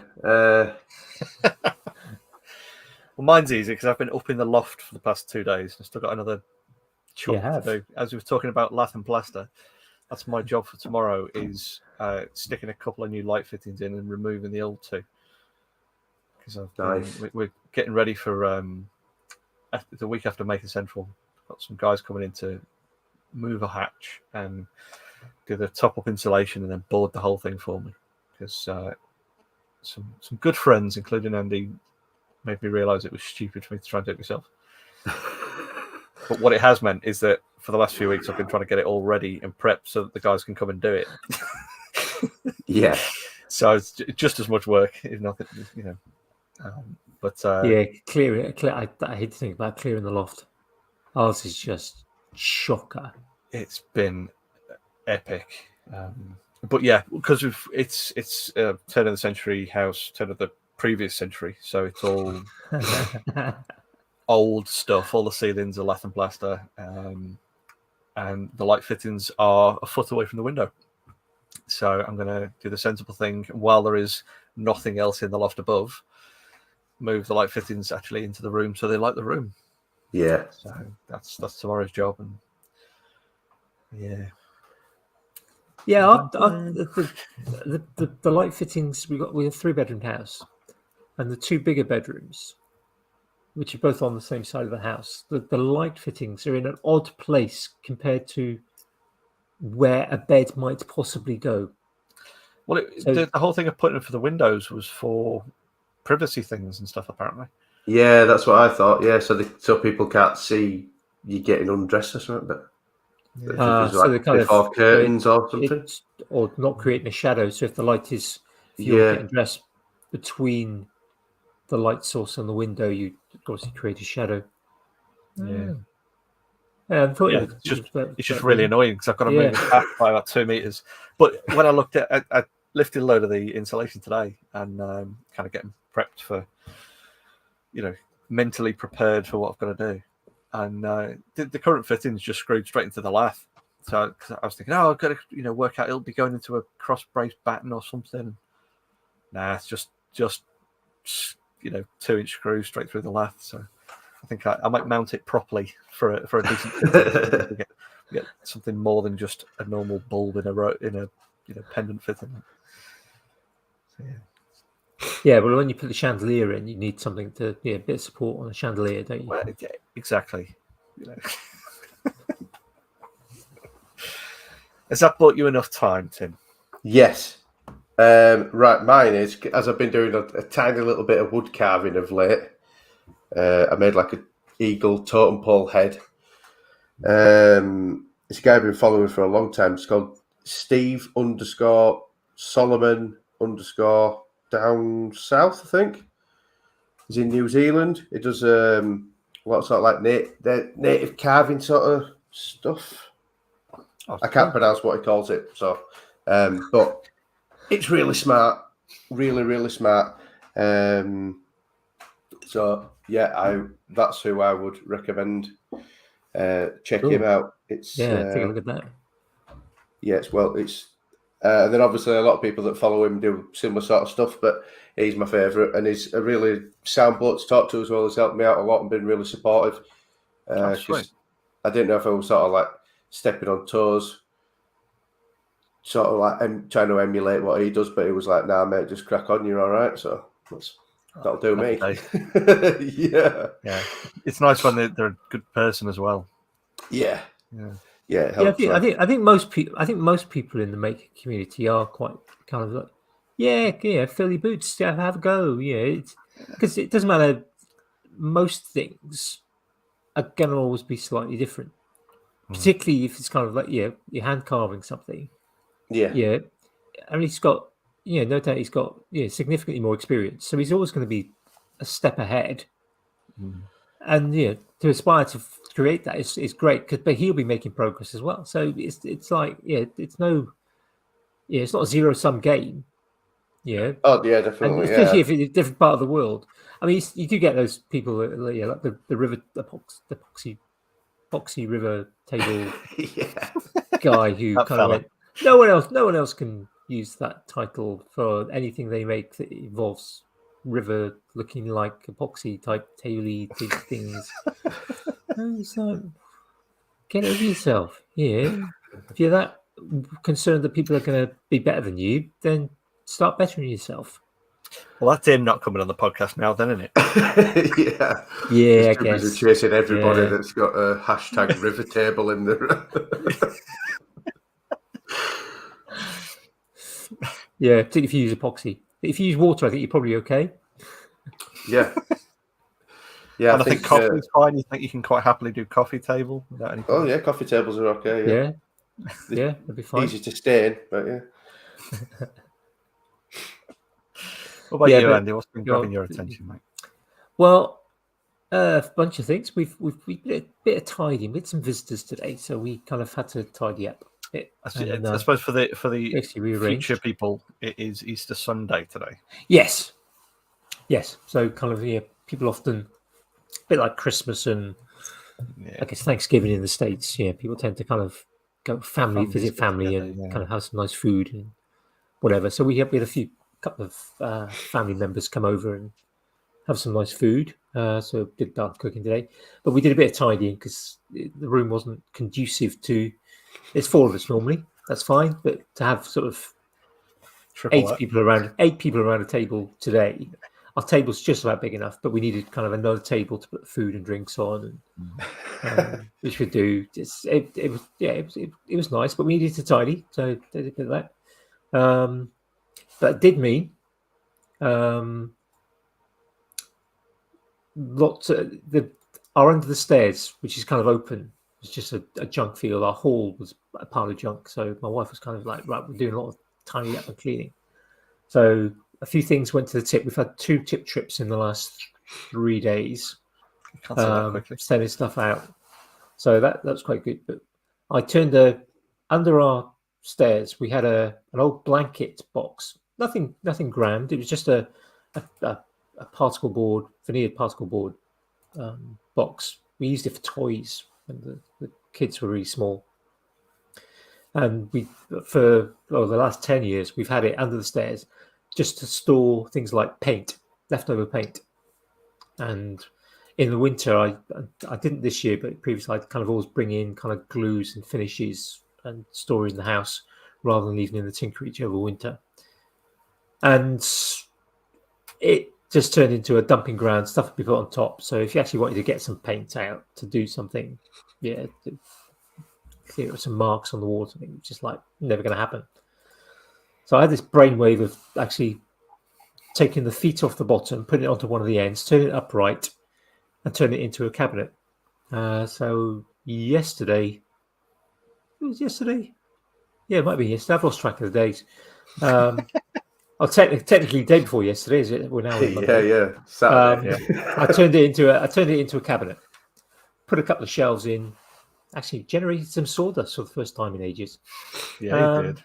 And it worked. The paint's gone in there, nice and treat, and it's accessible and we can actually get stuff out. And the vacuum cleaner fits in front of it, which is okay because the vacuum cleaner is easy enough to move. But yeah, it's not going to get ram-packed and inaccessible. So yeah, did a bit of making. So that was quite good. Nice. Yeah, we've been throwing a few things away and yeah, a couple of tip trips and slowly emptying the sheds, which is kind of needs to happen. But I'm still waiting. I ordered a new lawnmower because our lawnmower's got the spout. And it didn't get delivered before the weekend, which is a pain. Hoping that will arrive. Probably arrive on hopefully Tuesday, but no, might end up Wednesday. Because it's that time of year when the lawn just keeps growing and growing and growing. Yeah, cutting the grass. Yeah. Gardening should be done with flamethrowers or concrete. Yeah. We got the garden carpet in the back garden. That's been brilliant. But the not done the front garden yet. Don't know if probably won't, to be honest. But I've heard of a lot of thefts of it. Of garden carpet? Yeah. Yeah? Yeah. Because it's just laid down. It's just pegged down, isn't it? Yeah. It can be quite spendy as well. Yeah. It just gets literally pulled up, but you can't do with turf. Just roots. Well, no. Not with all the pallets of bricks under it. Call back. It's yeah. So I've been busy. I've had a productive 3 days. Tiring. Yeah. And I'm massively behind. My one tab of videos to watch has gone from up by about Stop 200. adding to it then. Yeah.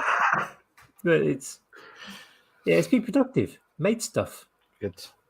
Yeah, use a saw. And... Doing a few tip runs is always nice as well, isn't it? Yeah, we got really. I mean, we had some.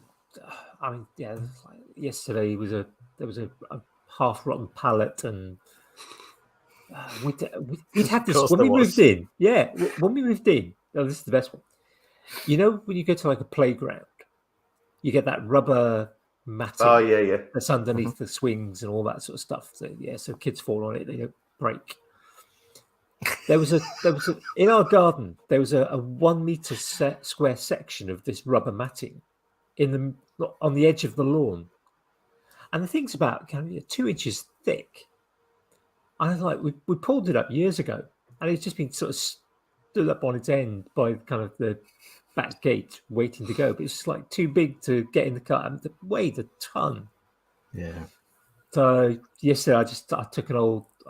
I got a couple of old tools that are kind of in a box to go. A couple of sanders and a tiny little one of those little, looks like an angle grinder, but it's a circular saw. One of those little ones. Yeah. Which I got given years ago. It's rubbish.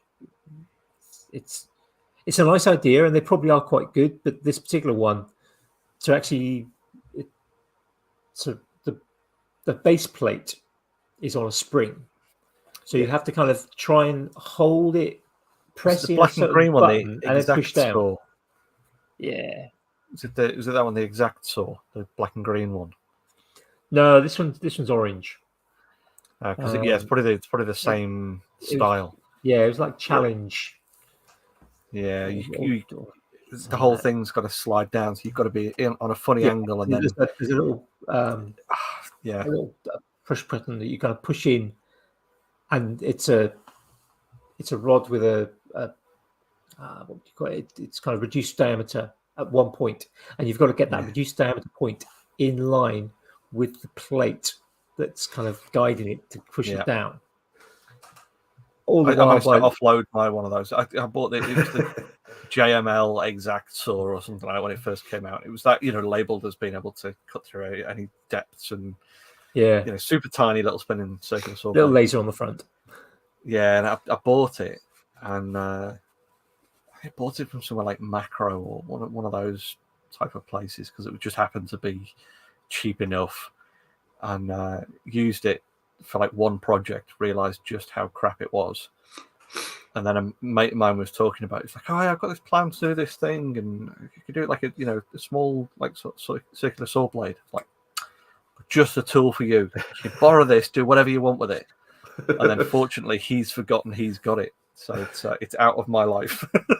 Yeah, it's fine on hardboard, and that's about it. Yeah, I think I use it on unlaminated chipboard.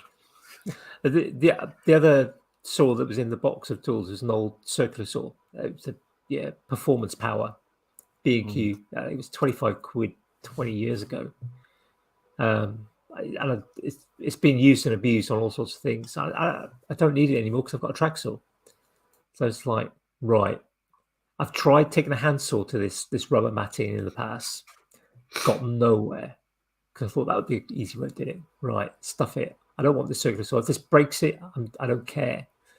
So I just cut it into kind of 8-inch by 10-inch pieces. So it would just then go, into the tip, into the general waste. Yeah, that's what reciprocating saws are so good for. Yeah, definitely. Just going through. I haven't got one. I have not got a reciprocating saw. They're an absolute godsend when you need one. Anyone who's going to make a central and just happens to have a spare reciprocating saw they can give it to Andy.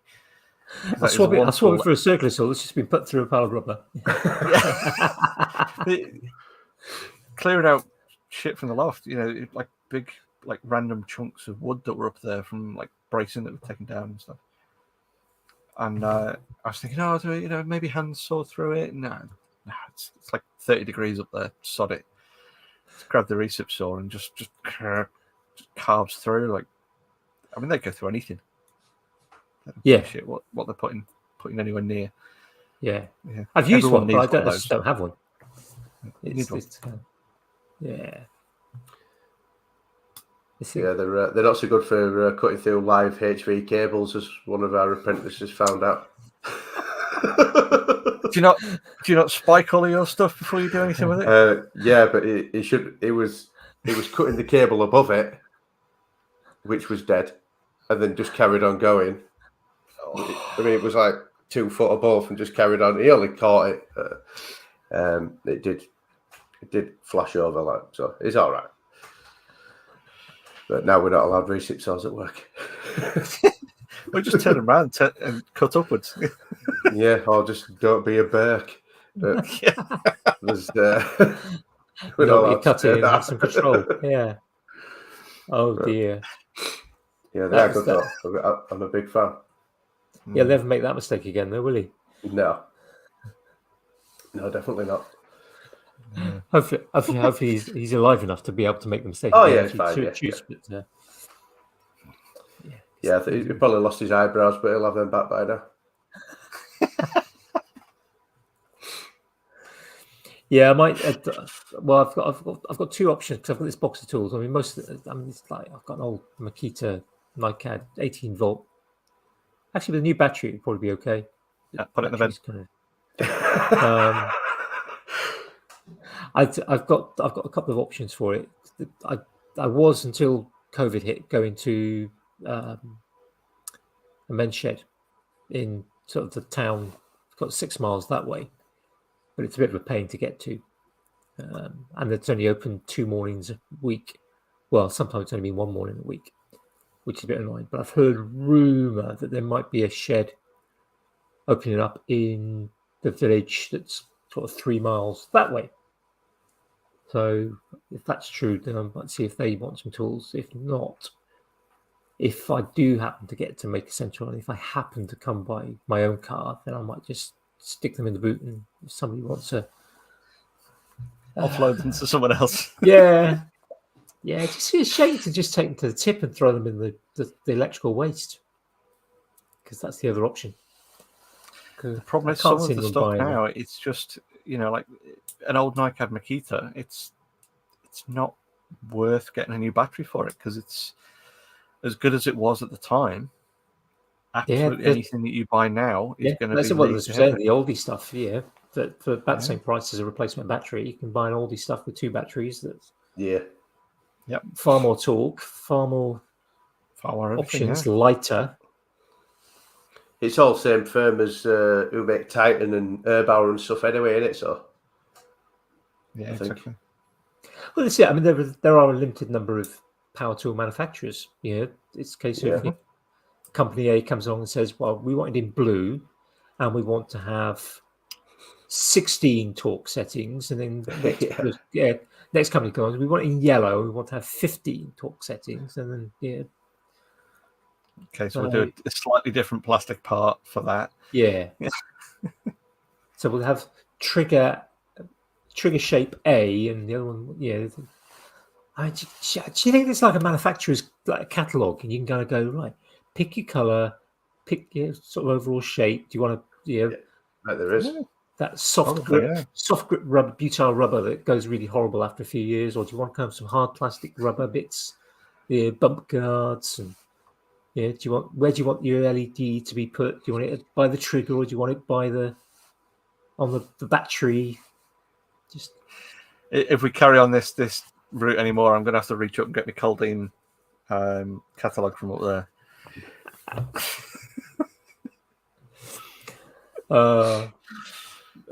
Probably should go to bed. It's been a long day. Yeah, I think it's 4 hours probably this morning. Yeah, exactly. It's probably a good moment to thank Tim for joining us. Yeah, thank you. Thanks for having me. It's been lovely. Yeah, we look forward to hopefully seeing you in 2 weeks' time. Yeah, I hope I can remember talking to both of you in 2 weeks' time. For folks who want to find your work, where can they go? Where's the best place to find you? Instagram, really. It's the only place I put any effort in. So you haven't put a YouTube video up for ages, have you? I started it after the last Maker Central, but it just takes so much time. It's mental. I need the only way I can do YouTube videos is if we get like a film crew. Obviously, that's not happening. So just Turgworks on Instagram. I am on TikTok, but I don't really take that seriously. So Instagram's a place, really. Yeah, and that's with a G, not a D. With a G, yeah.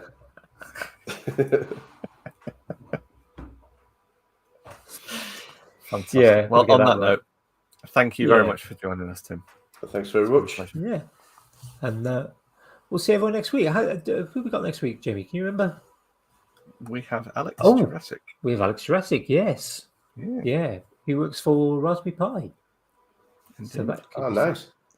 Alex will also hopefully be at Maker Central too. So that'll be good. So that'll be a nice one. But So hope everyone has a good week, and Brits, enjoy your bank holiday Monday tomorrow if you get it. And cheap chocolate for the next few days. Yeah, I had 3 bars of chocolate ready today. It's far too many. But my own fault. Anyway, night, folks. On that note, thanks, folks.